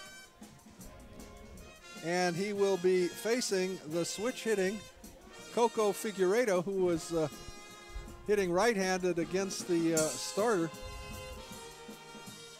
Jacob Frick. Now he'll turn around and hit from the port side against Connor Knudsen. So Frick, 4.1 innings pitched, 5 hits, no runs, 1 strikeout, 1 walk on the day. So far, yeah. All those runners on bases are his responsibility. Yeah, exactly. So we shall see. While we're waiting, let me thank Harper Motors. Harper Motors has been serving the North Coast for more than 100 years. Check out all the latest models, new and used, like the new 2018 Ford F-150 Lariat truck EcoBoost V6 engine with auto start-stop technology, or the 2018 Ford Flex SUV. Look for the Carousel 2 miles north of Eureka, or visit us online at harpermotors.com. Harper Motors is donating $50 to District 26 Little League for every home run the Crabs hit this season. Go, Crabs, go. All right, Coco Figueredo, the local product out of Fortuna, California, will step into the box. Of course, he played baseball for a couple years at College of the Redwoods under his head coach, Brad Morgan, who, of course, is an assistant coach for the Humboldt Crabs.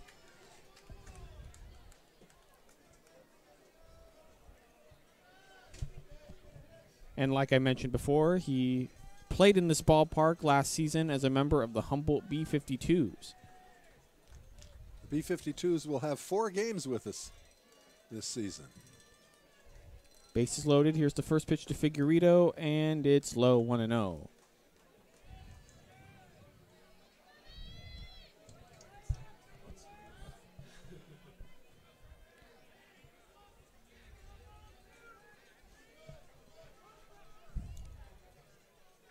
Here's the 1-0 pitch. And it's swung on, hit right to second. He'll get throw the short for the out at second and on to first for the double play. Ultimate rally killer. Yeah. So we'll go to the top of the 6th. It is still 4-0 Corvallis here on KGOE 1480. Now remember, we're going to keep it here. Eureka, and we will keep it here. Remember, Seals Baseball is going to be coming here on Tuesday and Wednesday. And the Wednesday game is a very special one because it is the Scott Eskra Memorial Game. Eskra's whole family is coming to the game. We've asked our fans to show their respect by inking a number 24 or SE, his initials, somewhere on their person. Scott's widow, Brandy, will be here. His daughter, Ariana, is throwing out the first pitch. And the bagpipers, the Humboldt Highlanders, will be here to do some ceremonial songs. So Scott Eskra, unfortunately, tragically, passed away in the off-season. He is a member of the Crabs Hall of Fame, and we will make a memorial jersey of number 24 for Scott that we will be hanging up somewhere here in the ballpark. So be sure and be with us Wednesday night for the Scott Eskra Memorial Evening as the Crabs take on Seals baseball.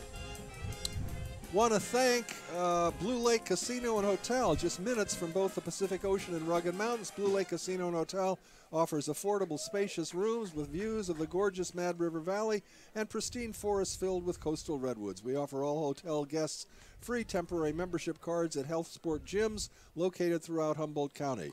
Take a dip in our outdoor heated swimming pool or our outdoor hot tub. It's open year-round from 10 a.m. to 10 p.m. Call toll-free at 877-BLC-2-WIN or visit us at BlueLakeCasino.com. Well, the Crabs had an opportunity in the fifth to really climb back into this ball game, but unfortunately, the old double play bugaboo bit as the reliever, Connor Knutson, came in and threw a couple of pitches, including the one that resulted in the double play to end the inning and deprive the Crabs of any runs in that bases-loaded situation. All right, here we go into the top of the sixth inning. The veteran, Liam Warner. Thank you, Hoke. All right, Ken Carruthers on the mound for the Humboldt Crabs, making his first appearance, and he will face Corey Conklin here on the top of the sixth inning.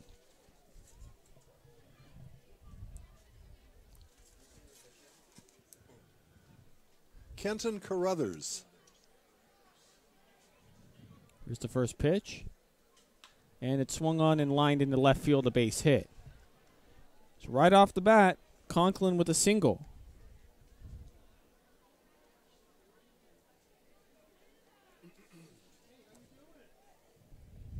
He'll face Alec Cook from Linfield College.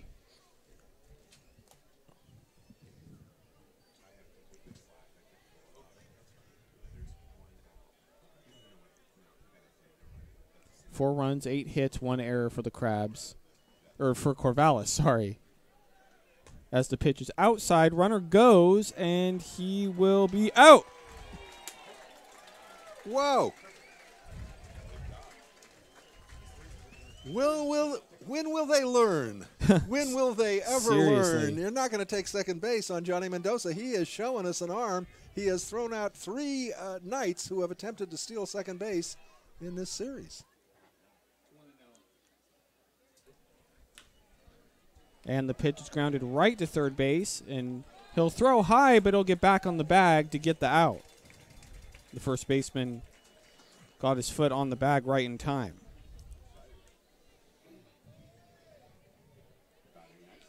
So now there's 2 outs, and Austin Girding at the plate.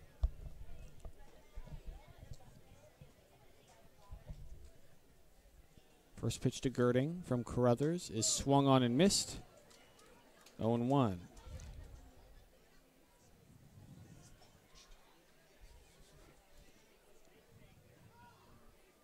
Here's the 0-1 pitch, and it's low and inside 1-1. Generally, when you see a first name starting K-E-N, it's Kenneth, right? But not so with Mr. Carruthers. It is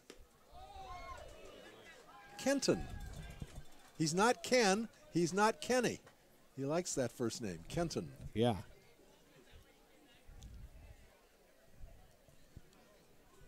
One-two pitch to Girding is fouled back. Still 1-2. Nobody on, 2 outs. A 1-2 count on Austin Girding.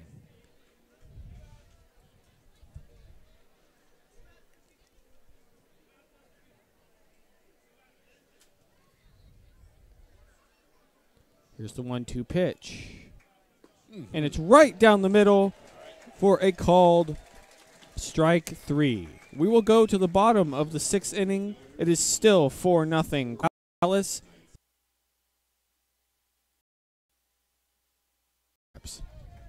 Put some runs on the board. Here's the first pitch to Blair, and it hits him right in the back. And he'll go to first. So Knutson, right at the start of the inning on the first pitch, hits Blair in the back, and he'll go to first. I guess that's where you'd prefer to be hit. Maybe a little lower. Yeah. The fanny is a bit better than the middle of the back, I think. Yeah, yeah. There's certainly worse places, though. Yeah, oh yeah. Here's McCarthy Tatum with the runner on first and nobody out. And here's the pitch. And it's just low, 1-0.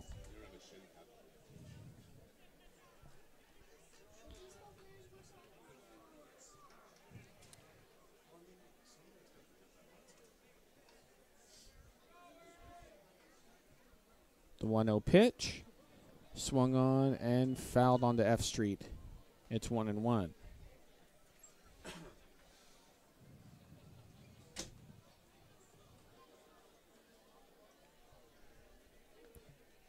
Tatum popped out to third base and flew out to right so far today.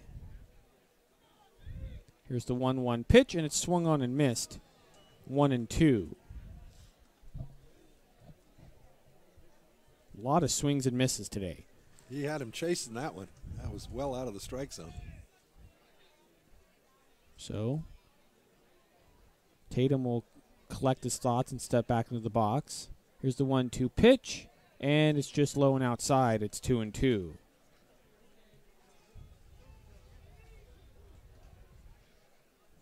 The old rule, particularly if you got a wicked curveball or slider, is you don't need to throw a strike to get a strike. Exactly. Get him to chase something out of the zone.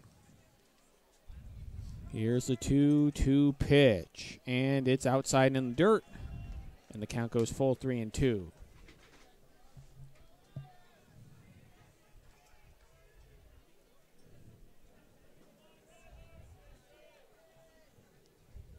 Tatum gets back into the box, trying to start the inning off well for the Crabs. Here's the full count pitch. And it's just low, ball 4. So the Crabs will have runners on first and second with nobody out to start the inning. And that'll bring up Chase Larson. Whereas Jacob Frick did not allow a free base. No walks, no hit batters. Connor Knutson has come in here and now in the 6th inning, put 2 men on. The Crabs, a rally going without benefit of a base knock yet. Yeah, that's exactly what you want if you're the Crabs. Mm-hmm. Free runners. Larson reached on a single and reached on a fielder's choice. So he's 1 for 2.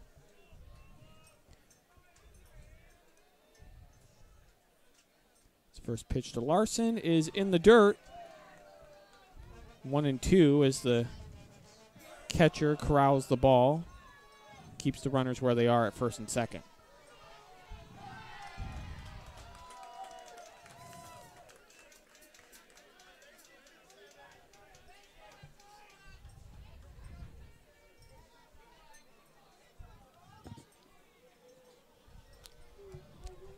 Have another right-hander now throwing in the Knights bullpen, Liam. All right, here's the 1-0 pitch to Larson. And it's swung on in line in the center field. Center fielder going back near the warning track and makes the catch. Runner on second will tag and head to third. That's Blair. And Tatum will move up to second. And that'll be second and third with 1 out. Heads-up base running by Tatum. Seeing the throw to third had been dropped by the third baseman. And he zipped over to second, so put 2 runners now in scoring position with 1 down and Johnny Mendoza to the bat. Perfect chance for Mendoza to put the Crabs on the board here with runners on second and third and only 1 out. Does not necessarily have to get a base hit to score a run, although that would be preferable. Here's the first pitch, And it's low and outside, 1-0.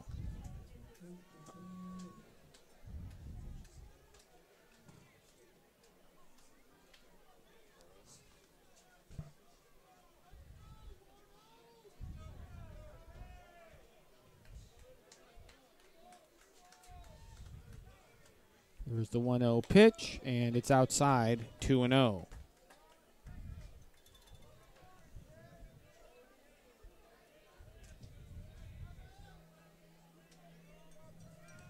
Knudsen not having as easy of a time as the starter, Jacob Frick. And the next pitch is in there for a strike. It's 2-1.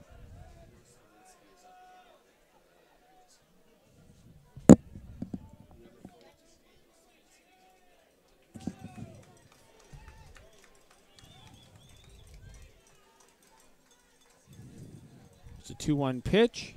It's swung on and fouled back, and the count is now 2-2. Right-hander in the bullpen warming up is Daniel Slaminski. Number 42 from University of San Francisco. Probably has some teammates on the Crabs. Oh, yeah.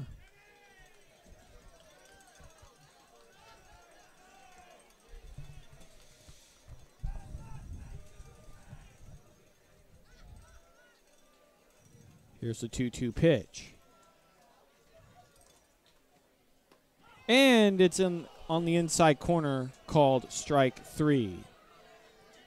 So Mendoza down on strikes, and now the Crabs are going to have to get a base hit to get any runs in this inning. And with that task is Otis Statham.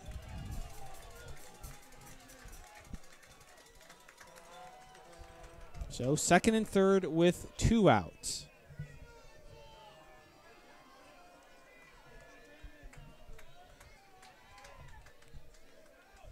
And the first pitch to Statham is right in there for a strike, 0-1.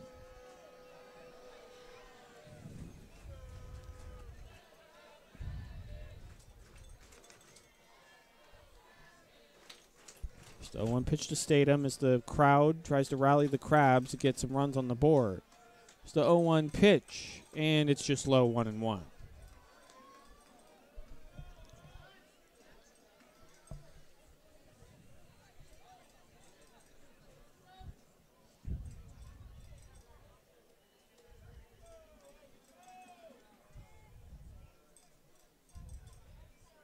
Here's the 1-1, and it's outside and in the dirt. Count goes to 2-1.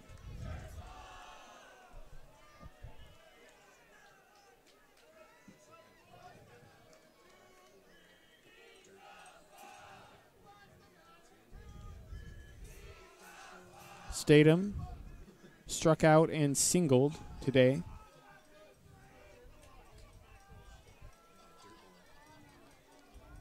Here's the 2-1 pitch. Right down the middle, strike 2. It's 2-2. So deuce is wild. 2 balls, 2 strikes, 2 outs.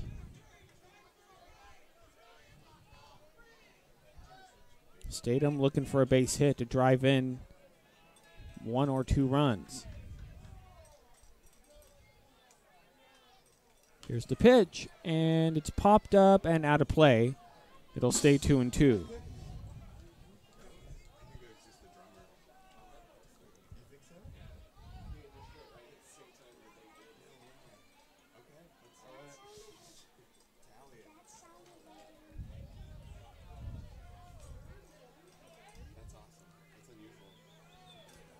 Statham back in the box. Here's the 2-2 from Knudsen. Here's the pitch. Inside, and the count goes full. 3-2.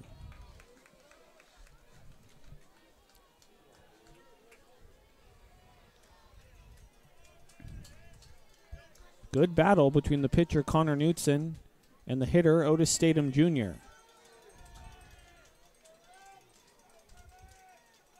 Here's the 3-2 pitch. And it's a called strike 3, and the Crabs will not get any runs here in the bottom of the 6th We'll go to the top of the 7th. It is still 4-0 Corvallis. This is Humboldt Crabs Baseball on KGOE 1480 Arcata, Eureka.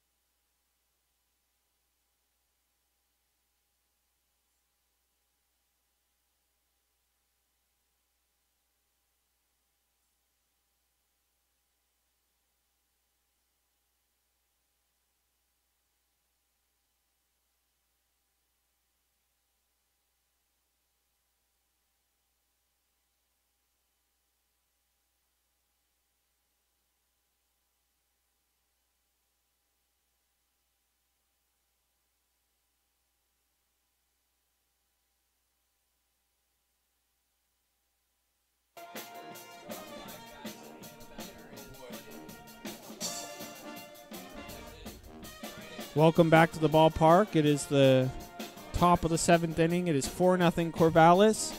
And here to call the action is the best in the business, Hoke Holcomb. Oh, boy.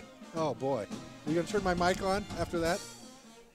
All right. Thank you, Liam. All right. Top of the 7th inning. Kenton Carruthers on the mound for his second inning of work. And he'll face the leadoff hitter, Chandler Anderson, and he almost hits him with that pitch. Breaking ball inside to the backstop, 1-0. Anderson this afternoon, a bunt single, a double in 3 trips.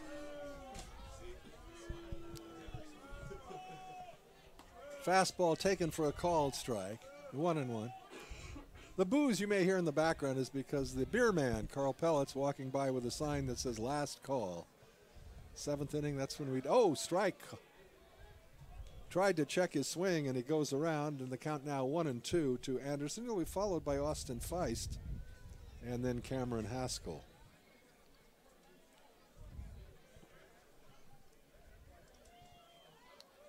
Swing and a miss on a breaking ball, and Anderson is down on strikes. That'll bring up Austin Feist. Feist, a couple of singles in 3 trips. So what was the final totals on Milch then? All right. 5 innings. We'll get those stats. Yeah. Fly ball into left field. Ranging over under it is Connor Blair, and he puts it away for the second out. So very quickly, 2 up and 2 down in the night's 7th inning. We will also keep it here after this half inning. We will not go back to the studio so we can enjoy the Crabgrass Band and the staff singing our favorite song, Number One with a Bullet, Take Me Out to the Ball Game. All right, Jared Milch, 5 innings, 7 hits, 4 runs, 3 of them earned, 7 strikeouts, and no walks. All right. First pitch is taken for a called strike by Haskell. Haskell singled in a run his last time up. He's also flown out to left field and been hit by a pitch, so officially 1 for 2 on the afternoon. Left-handed hitter. Fastball inside.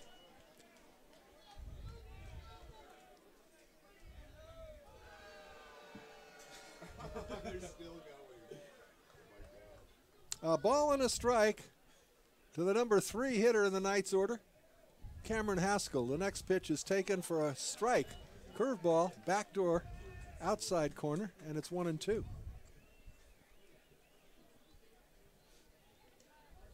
See some of the ladies from the Humboldt Roller Derby here this afternoon. The 1-2 misses wide, 2-2. And also today is Cancer Awareness Day, and you'll see a number of the crabs with pink leggings or sleeves to support Cancer Awareness Day. A high fly ball into medium depth left field. Connor Blair is under it, And he gloves it for the third out. So very quickly, the Knights gone in order in the 7th inning. And the score remains 4-0 in favor of the Knights. We're going to keep it right here. And we'll have an opportunity to hear our favorite song in just a moment. A reminder, 2 games, midweek games coming up. Tuesday night and Wednesday night. Seals baseball will be here. Should be some good action. Also tonight, the first... Oh, here we go. Take me out to the ball game.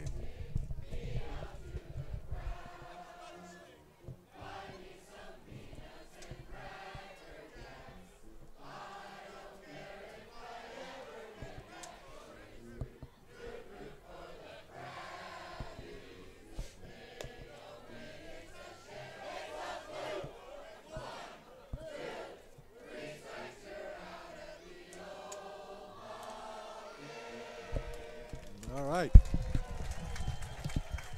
We have a new pitcher, That would and it's be Daniel Slominski, That's number right. 42. right-hander. Kids, don't forget to run the bases with the Humboldt. Slominski from a junior at By the batting cages. USF.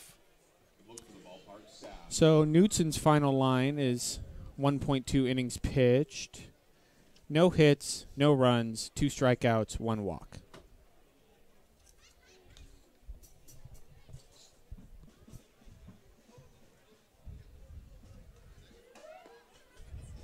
It'll be Wesley Gon Gibson, Jackson Critch, and Bronson Grubbs Handing out sunscreen from St. Joseph's Health. in the bottom of the 7th. The sunscreen. Crabs have stranded 2 runners in the last 2 innings. In the 5th inning, had the bases loaded with 1 out, but the double play ended that. And then last inning, they had runners at first and second and third with 1 out, but 2 strikeouts by Connor Knutson ended that threat. So Slominski, the third hurler to come on for the Knights this afternoon. The first 2 have done an outstanding job holding the Crabs to no runs, 5 hits. The total line totals 4 runs, 8 hits, 1 error for the Knights. For the Crabs, no runs, 5 hits, and 2 fielding miscues. Gon Gibson, a single in 2 trips, getting his first look now at the right-hander Daniel Slominski.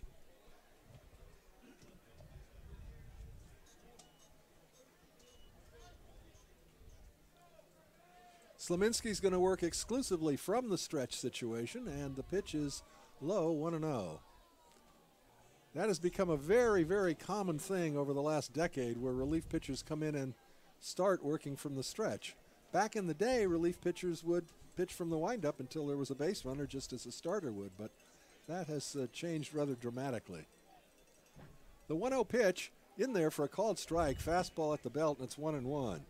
Well, you know what's really interesting is what the Tampa Bay Rays have done with Sergio Romo. They've started him on a couple of Yeah, occasions. and he's only gone 1 inning, and then they take him out, and they put the real starter in, I guess. I don't quite understand it, but it's worked so far.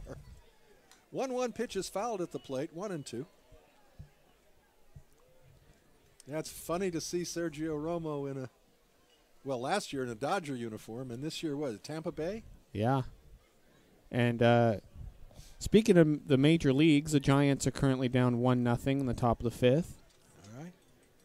Not too bad. We're in there. The 1-2 to Gon Gibson. Fastball away, 2-2. Do we have attendance yet? A nice crowd on hand today. No attendance yet. Not yet, but we'll get it to you.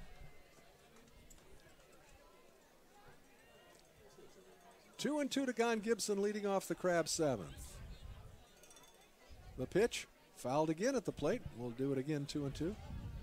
So tonight, I got to be honest, at 6 o'clock, I'm watching Warriors basketball, but I will have my DVR set to Crabs Corner at 6 o'clock, so I can watch it later in the evening after the Warriors win their 2nd in a row. Yeah. I am a Sacramento Kings fan, so I do not care as much about the finals as a lot of other people around here do. But Gotcha. Swing and a miss, off-speed pitch, and a good one. Guy Gibson down on strikes. I will say, though, I do think the Warriors are going to win another title, probably. They're heavy favorites. Yeah. About as heavy a favorite as you can get in the finals. I thought it was Against LeBron. Yeah. He is something. Yeah. Here is Jackson Critch, 0 for 2 on the afternoon. Right-hander versus right-hander. Slominski comes to the plate and misses with a fastball, a wide 1-0.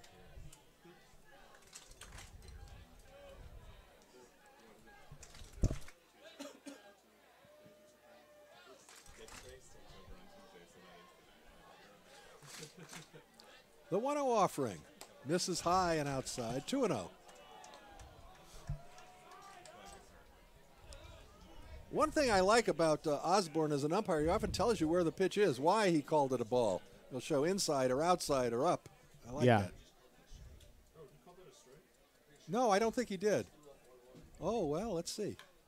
Ground ball foul outside of first base. Let's see what the count is. I thought he was just showing that the pitch was outside. He's saying he's calling it a strike. Yeah, let's see what he shows. It is Yeah, it was a strike. 1-2. Okay.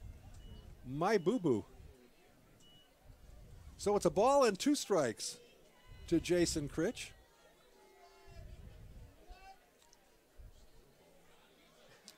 That was a high strike.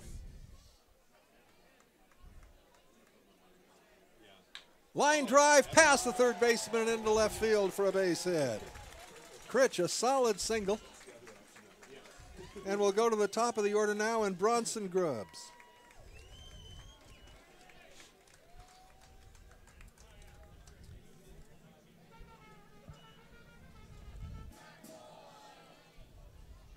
Number 2, Bronson Grubbs.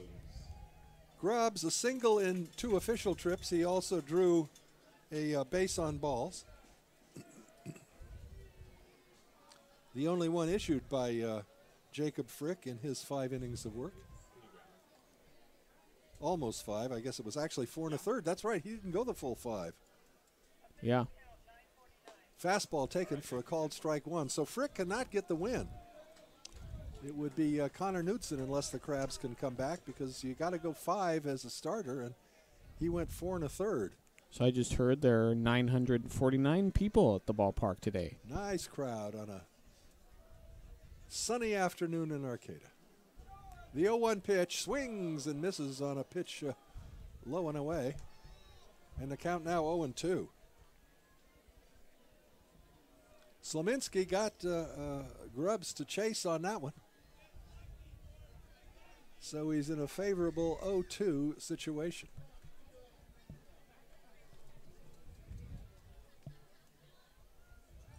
Throw to first base and diving back safely is Critch.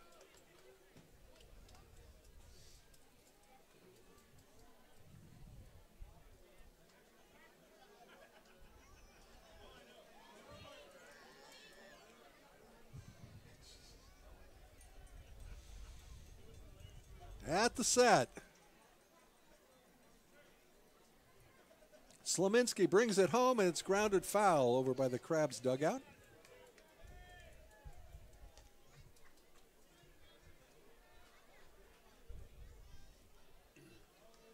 Crabs have a dozen hits on the afternoon, but they have yet to get the clutch hit when they've needed it. Yeah, certainly a lot of traffic on the bases with not much of a result. Slominski ahead 0-2. The pitch to Grubbs. Fouled off. Late swing, got a piece of it to stay alive.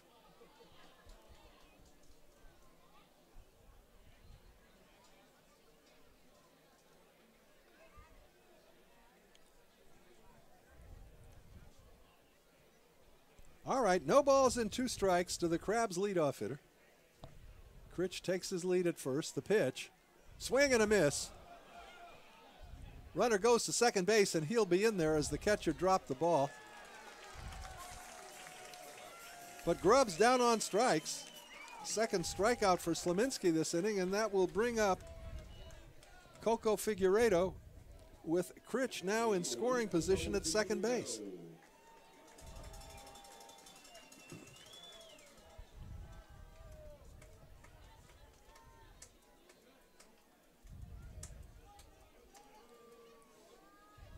Coco, switch hitter, started off batting right-handed against Jacob Frick.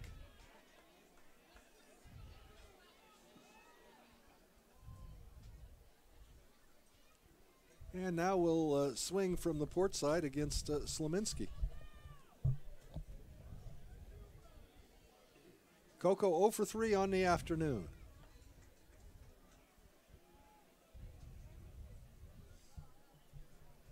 Slominski at the set. Comes to the plate. Fouled back, strike one.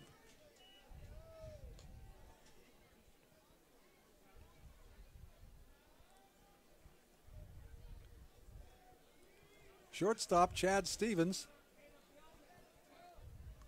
staying close to Critch at second base. At the set, Slominski comes home and the pitch is lined foul. Past the first base coach.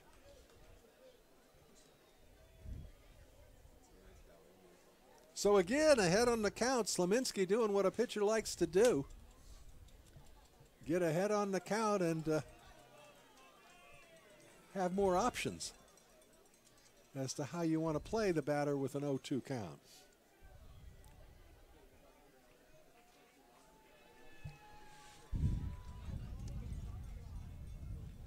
Gets the sign from Cole Hamilton.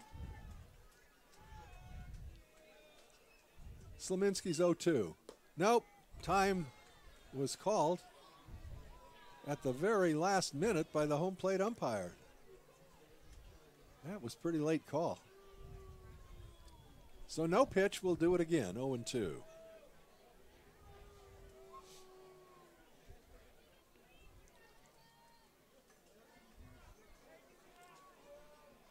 Slominski, a long look into his catcher. Now he's set at the belt. The 0-2, high with a fastball.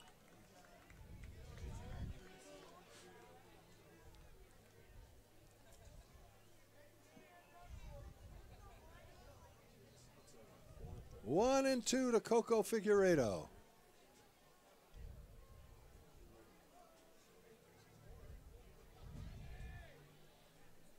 The pitch. Hit into right center field, but the center fielder's got a beat on it. Moving over and making the catch is Chandler Anderson for the third out. For the Crabs, no runs, a hit, no errors, one left. And at the end of 7, the score remains Knights 4, Crabs nothing. You're listening to Crabs Baseball, KGOE 1480, Arcadia, Eureka.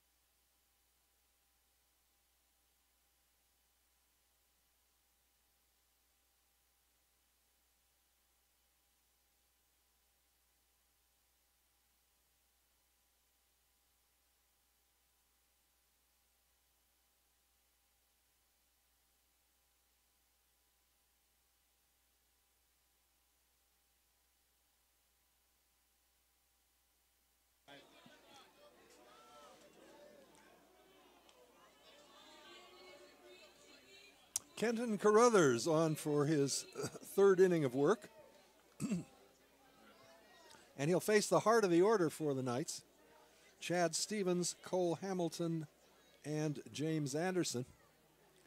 And Kenton's job is to try and keep it at a 4-run deficit. Crabs have 2 more innings to try and get on the board, and they need to get on the board with at least 4 to keep this thing going. Chad Stevens 0 for 3 on the afternoon. He was on as a result of an error back in the first inning. Since then, he's flown to center and popped out to the first baseman. Swings at the first pitch and fouls it off his leg. Strike one.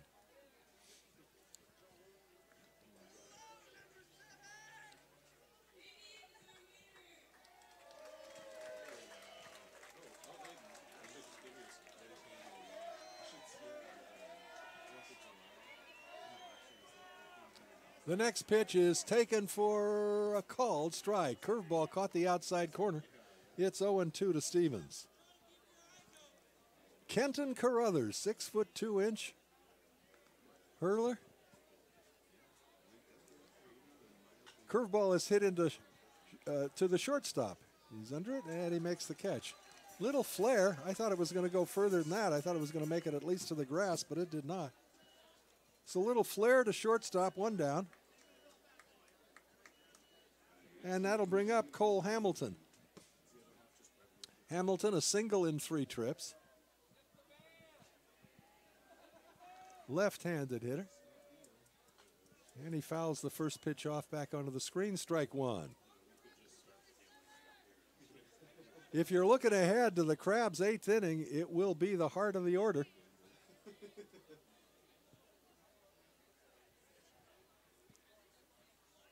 Here's the 0-1 offering. High with a fastball, 1-1.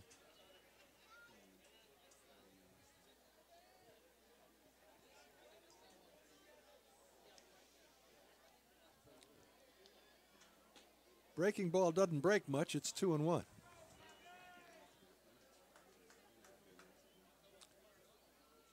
Ken Carruthers allowed a single to the first batter he faced. There's a ground ball into left field for a base hit. In the hole between third and short. So that's the second base knock he has given up. 1 out, and here is James Anderson, who has not had a good afternoon. Anderson already a victim of the hat trick. He has struck out 3 times.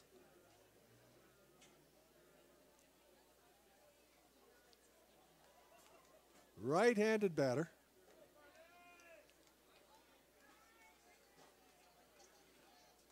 And the pitch to him is taken for a called strike 1.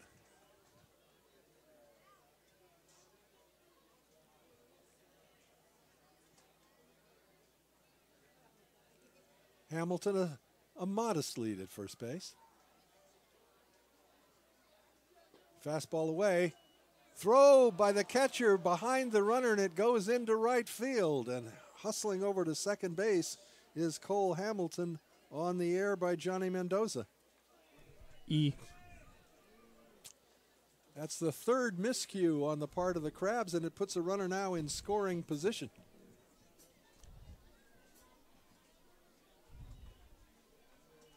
What's the count, ump? 1-1. A ball and a strike to James Anderson. Cole Hamilton on at second base, trying to provide some additional insurance for the Knights, who lead 4-0. The pitch, swing and a miss. Big cut on an off-speed pitch. It's 1-2.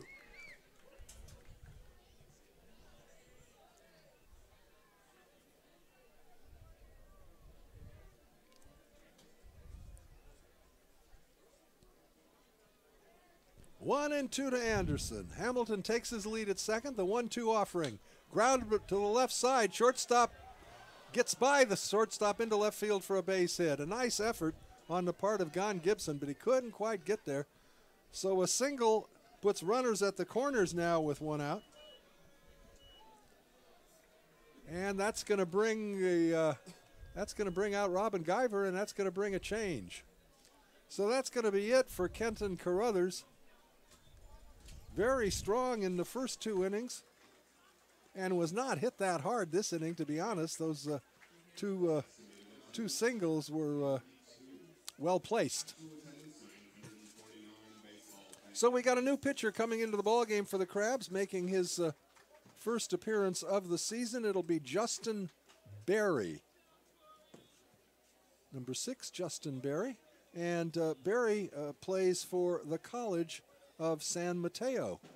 6'1" southpaw. So Berry will be taking his warm-up tosses, coming into the game with 1 out and runners at the corners here in the 8th inning, with the Crabs already trailing by a 4-0 count. Justin Berry pinch hit in the game on Friday. So it's his first appearance as a pitcher, but not his first appearance. not his first appearance overall.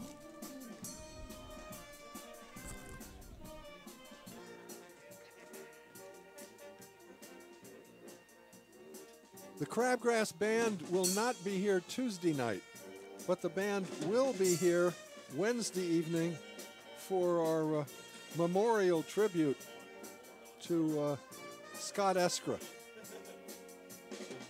Crab Hall of Famer who died in a tragic accident this past off-season.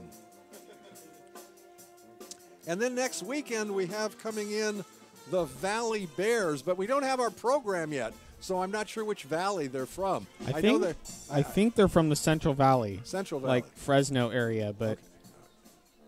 All right. not 100%. If I remember correctly from last season. They're not Alaska then. No. It's not the polar bears. No. Okay.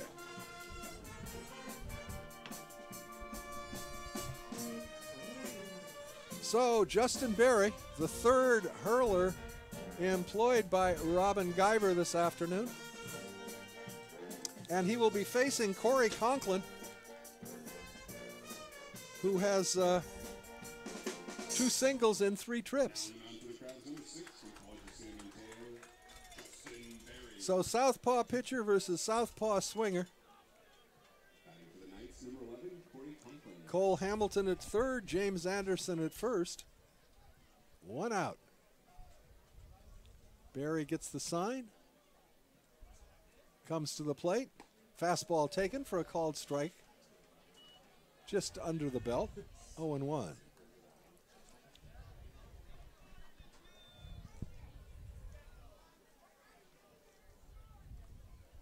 Barry at the set. The 0-1 pitch. Strike 2 called, 2 fastballs, and he's ahead on the count, 0-2.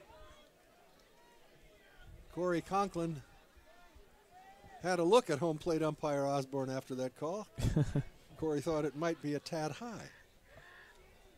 0-2 the count. The 0-2 offering way outside, 1-2.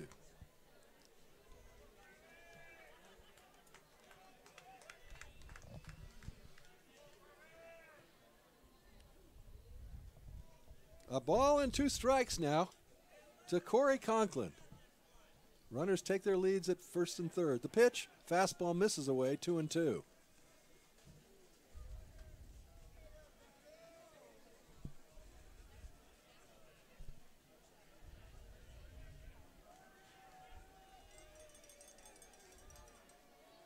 Two balls and 2 strikes to Conklin.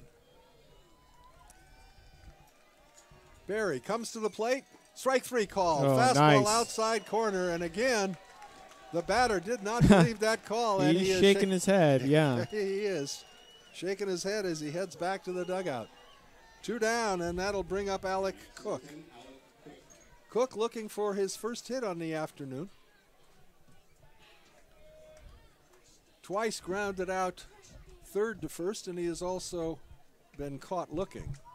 Krusty the Crab showing up now.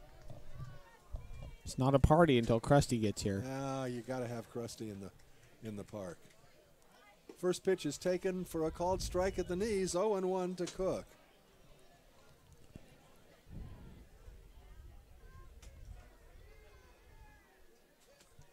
Very sad. The 0-1. Fly ball into right field. That should be playable. Moving under it is Statham. He's got it for the 3rd out. And the Knights are denied in the 8th inning. A nice job of relief pitching by Justin Berry. No runs. There were 2 hits, no errors, and 2 left. And at the end of 7.5, it's still the Knights 4 and the Crabs nothing. It was an exciting Crabs baseball. KGOE 1480, Arcadia, Eureka.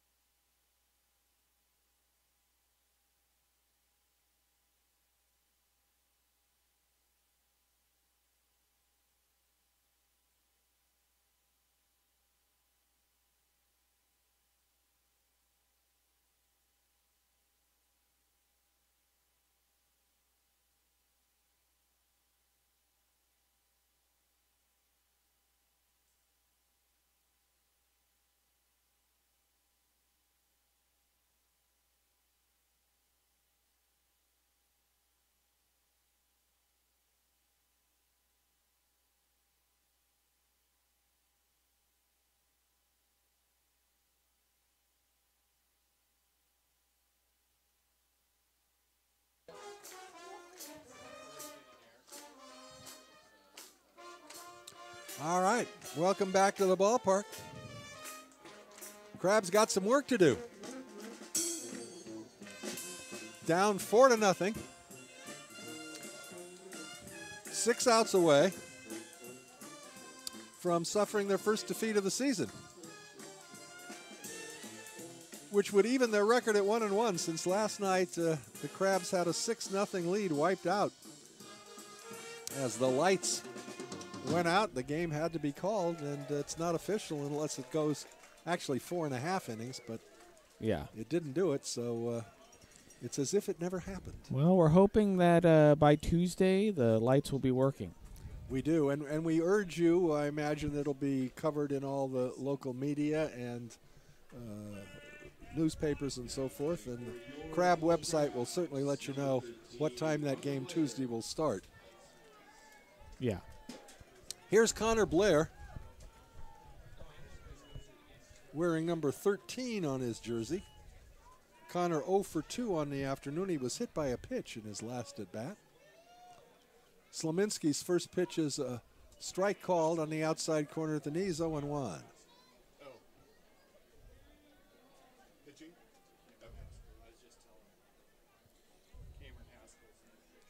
Oh, a new pitcher? I'm sorry. Cameron Haskell, who has been a position player, now on the mound for the Knights.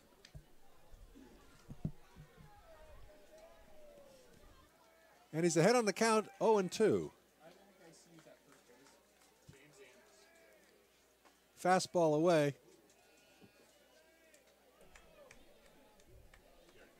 So who's gone to first base? James Anderson now at first base, taking over for Haskell. Anderson had been the DH in the ball game. Pitch misses away, and the count now even at 2. Connor Blair will be followed by McCarthy, Tatum, and Chase Larson. Right-hander versus right-hander. Cameron Haskell to the plate, way outside, and the count goes full.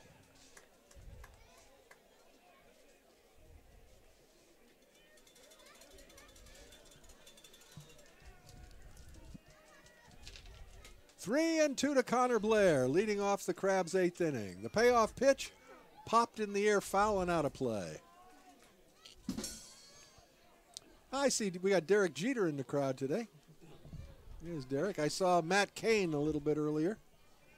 I like to see people with the players' jerseys. 3 and 2 to Connor Blair. Swing and a miss. Blair down on strikes, 1 away, and that will bring up McCarthy Tatum.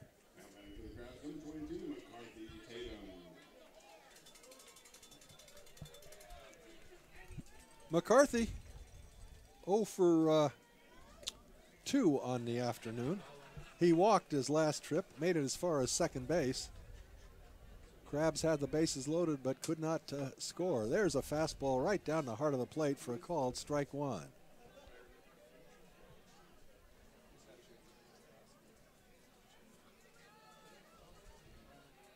The 0-1. Strike 2 called outside corner. Haskell ahead on the count now. No balls and 2 strikes.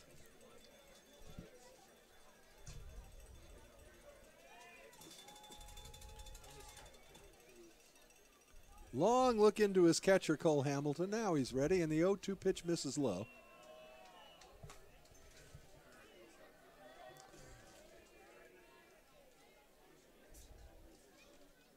Crabs wasted big scoring opportunities in the 5th and 6th inning.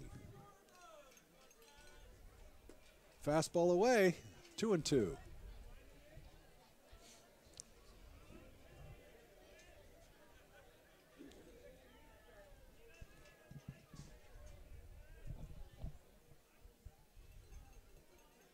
The 2-2 offering.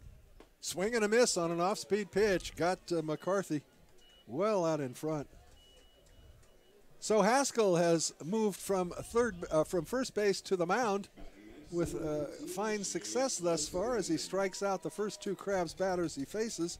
And it'll be up to Chase Larson. Larson 1 for 3 on the afternoon. On deck is Johnny Mendoza. Mendoza has caught all 3 games in the series. Swing and a miss by Larson. And Mendoza will be catching the 2 games on Tuesday and Wednesday. It won't be until next Thursday that a second Crabs catcher will be arriving. Pitch misses low, and that'll be Ramon Enriquez from Skyline College, 6-foot junior. So we will have a couple of folks to put behind the plate in the squat. 1-1 to Larson. Strike 2 called.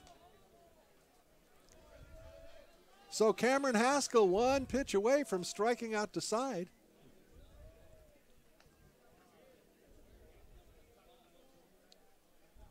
The 1-2.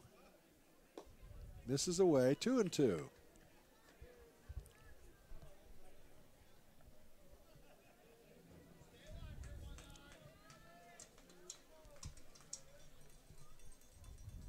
Two balls and 2 strikes to Larson. The 2-2 pitch just misses outside. Ooh, that was close. Boy, that's a tough pitch to take. So the count full now to Larson.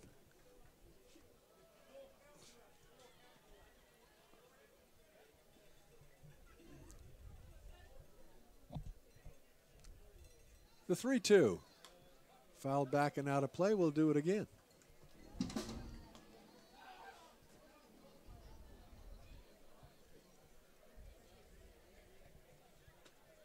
Johnny Mendoza in the on-deck area, hoping to get an at-bat this inning. The payoff pitch to Chase Larson. And again, fouled back to stay alive.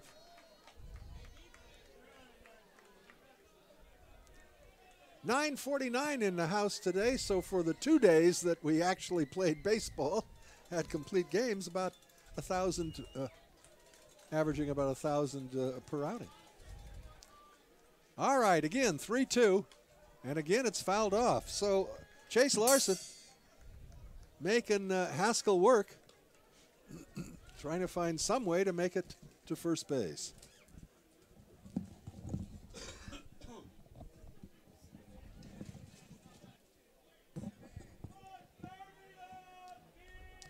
All right, for the 4th time, the 3-2 pitch from Haskell.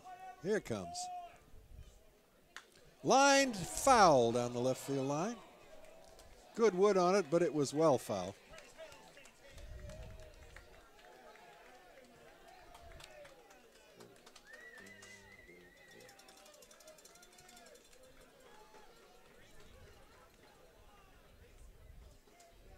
All right.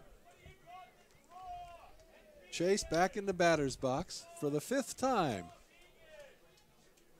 The 3-2 offering from Cameron Haskell. Fouled off again, off to the right and out of play. This is becoming Brandon Belt-esque. Yeah.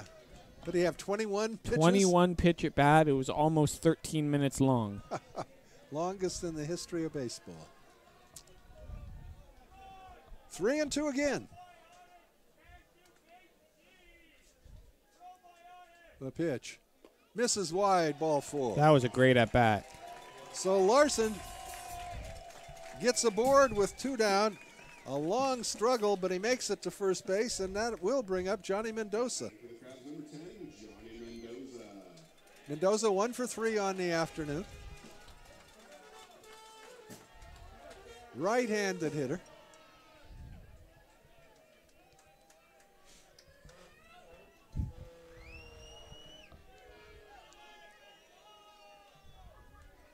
The pitch to Mendoza.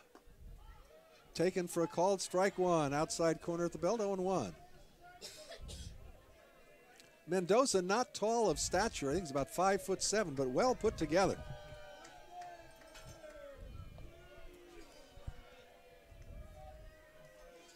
Oh, and 1 to Johnny. Chase Larson a lead at first. His run doesn't mean a lot. Breaking ball is called, strike 2. Osborne gives you more high strikes than most of the umpires that we'll see at the ballpark, which is okay by me. I don't think they call enough high strikes that are truly strikes. Here's the 0-2. Ground ball on a couple of hops to the second baseman. He's up with it. The throw to first in time to retire Mendoza and the Crabs in the 8th inning. No runs, no hits, no errors, 1 left. And at the end of 8, it's the Knights 4 and the Crabs nothing. You're listening to Crabs Baseball on KGOE 1480, Arcadia, Eureka.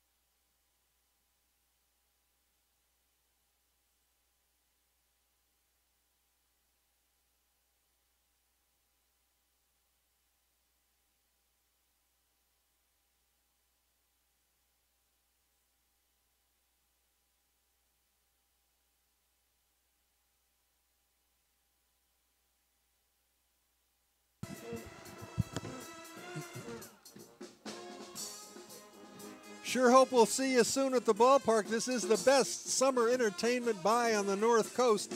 Adult tickets are just $9, seniors and students $6, and children 12 and under $4. But I tell you, if you come to a lot of games, and by gosh, once you come out here once, you'll want to come to a lot of games, you might want to get a 10-strip.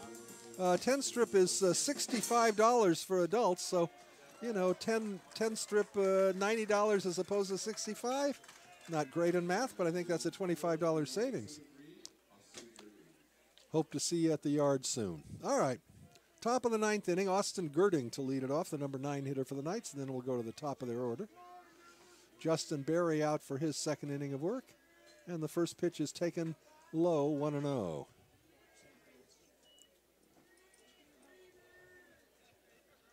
Berry came in the 8th inning with runners on at the corners and shut down the Knights without allowing a run to cross the plate. Called strike 1, and the count now even at 1-1. He struck out Corey Conklin and then got Alex Cook to fly to right to end the inning. Next pitch is fouled off behind the plate and out of the park. Bong. 1 ball and 2 strikes now to Girding. Berry's 1-2 pitch. Ooh, it hit him. Oh. Curveball got away from him. You don't want to hit a batter, but you certainly don't want to hit a batter on a 1-2 count. Yeah, that's not good. All right. So the leadoff batter aboard.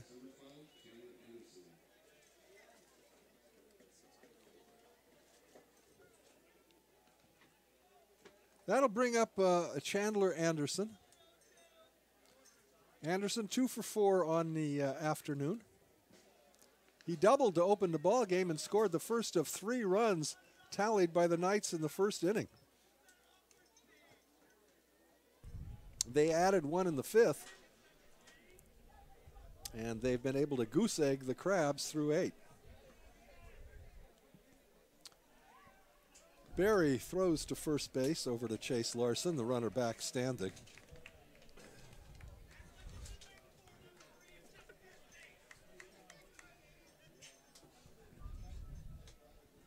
Now a brief conference as Johnny Mendoza goes out to have a word or two with Justin Berry.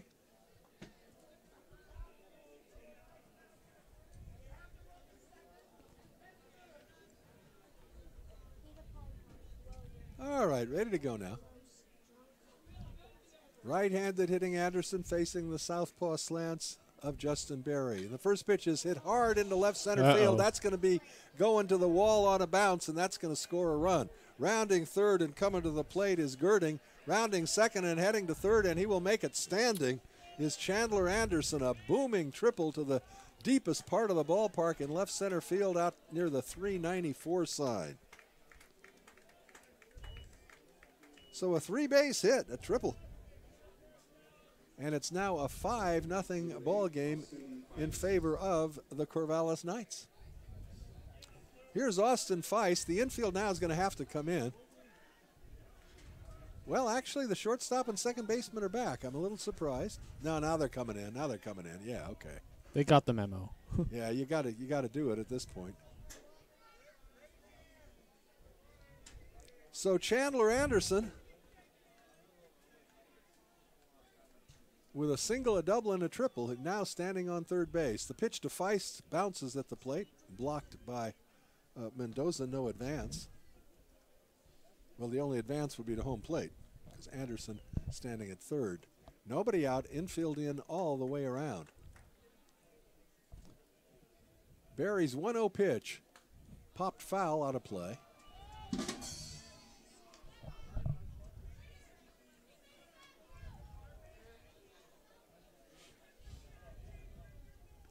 One and one to Feist.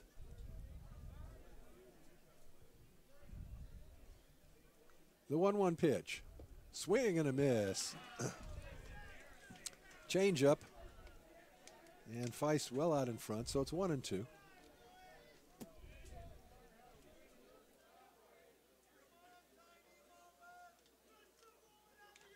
Barry at the belt. 1-2. Grounded weakly to the shortstop. He's got it. Looks the runner back to third and throws to first for the out. One down.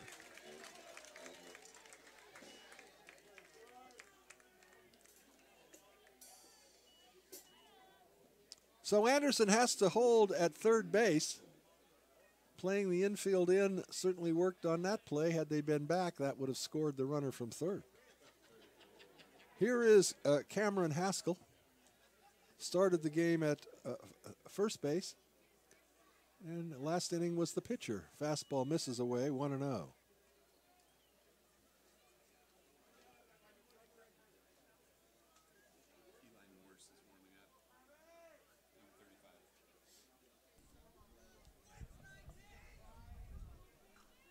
Ground ball to the first baseman. He steps on the bag, and again, the runner at third has to hold a one-hopper right to Chris Larson, so he makes the play unassisted at first, 2 down.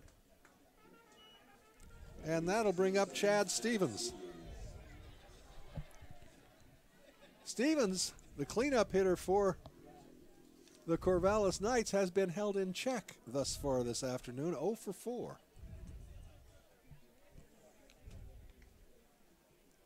Right-handed hitter. First pitch to him is a called strike one. Number 35, Eli Moore, swarming up in the bullpen for the Corvallis Knights. And my guess is we'll be seeing him in the bottom half of the 9th inning.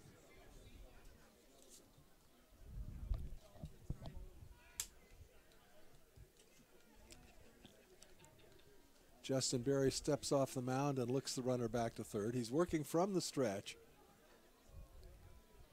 The 0-1 pitch. Breaking ball and a beauty on the outside corner. Backdoor hook catches the corner, and now Berry ahead. No balls and 2 strikes.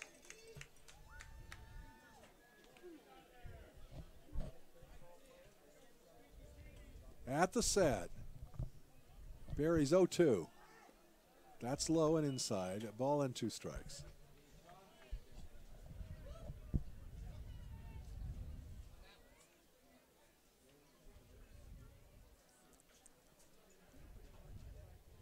One and two to the Knights cleanup hitter.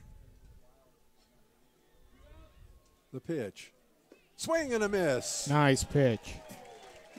Stevens down on strikes. However, the Knights do add 1 insurance run on 1 hit and 1 man left. And at the end now of 8.5, it's the Knights 5 and the Crabs nothing. You listen to Crabs Baseball, KGOE 1480 Arcadia Rica.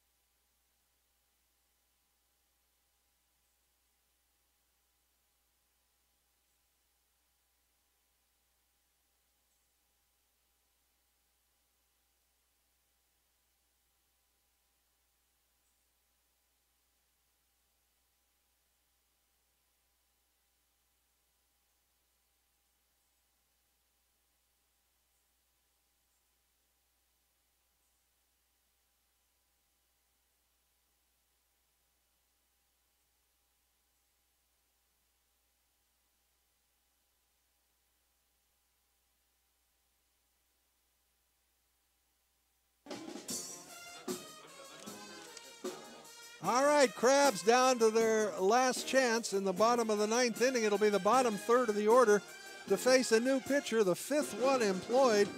Check that, the fourth pitcher employed by the Knights this afternoon. This is Eli Morse, M-O-R-S-E. Morse, a right-hander who pitches for the University of Portland. The right-hander will face Otis Statham, Wesley Gibson, and Jackson Critch. Crabs in danger of being bageled here in what turns out to be the second game of the season, as yesterday's contest was.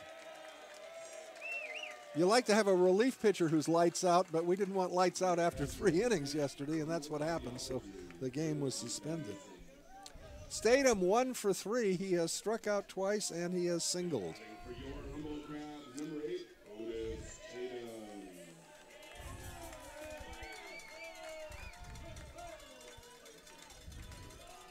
So Morris on for an inning of work.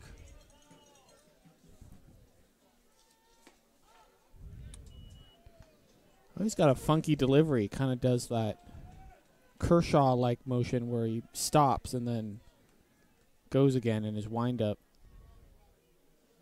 It is a herky-jerky motion. He's ahead on the count, no balls and 2 strikes. This is the 5th pitcher employed. I said 4. It's the 5th pitcher employed this afternoon by the Knights. Morse ahead 0-2 to Otis Statham.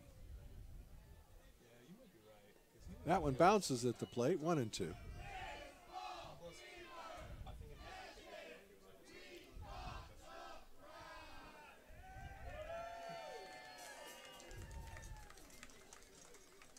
One and two. That one's low. 2 balls and 2 strikes.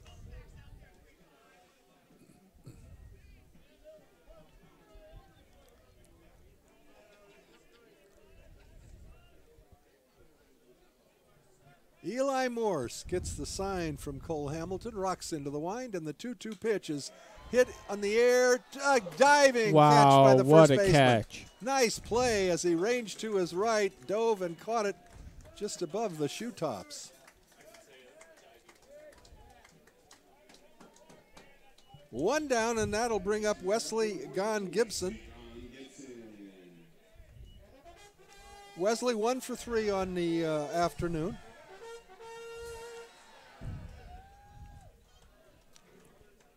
A lot of credit to the Crabs fans. There not that many have left the ballpark. Started out with 949. I bet we got over 800 still here. First pitch is waved out and missed. Strike 1.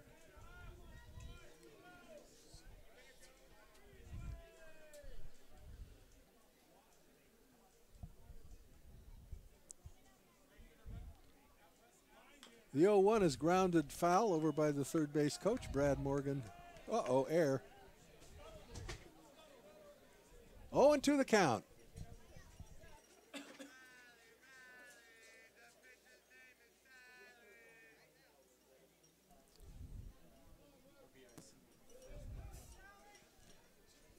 The 0-2 offering. High with a fastball.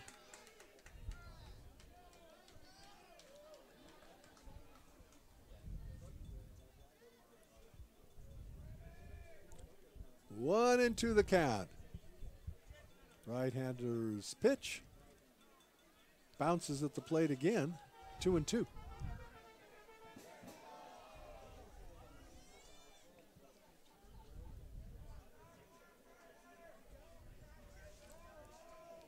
Two and 2 the count to Gibson.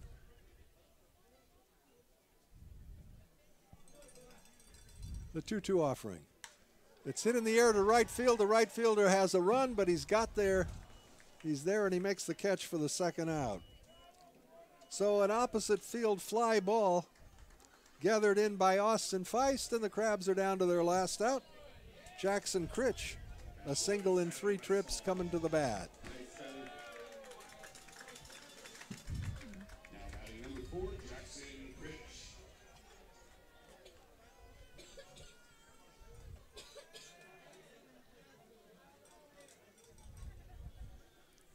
The pitch to Fritsch. Fouled off to the right, now to play.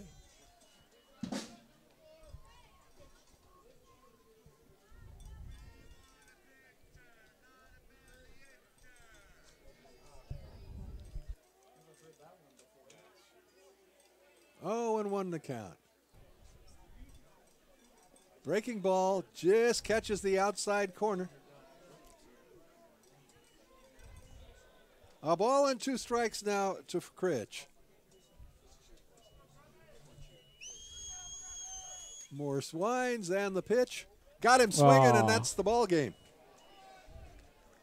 So the Corvallis Knights come back and win the day game on Sunday. The series ends up 1-1 and 1 game suspended.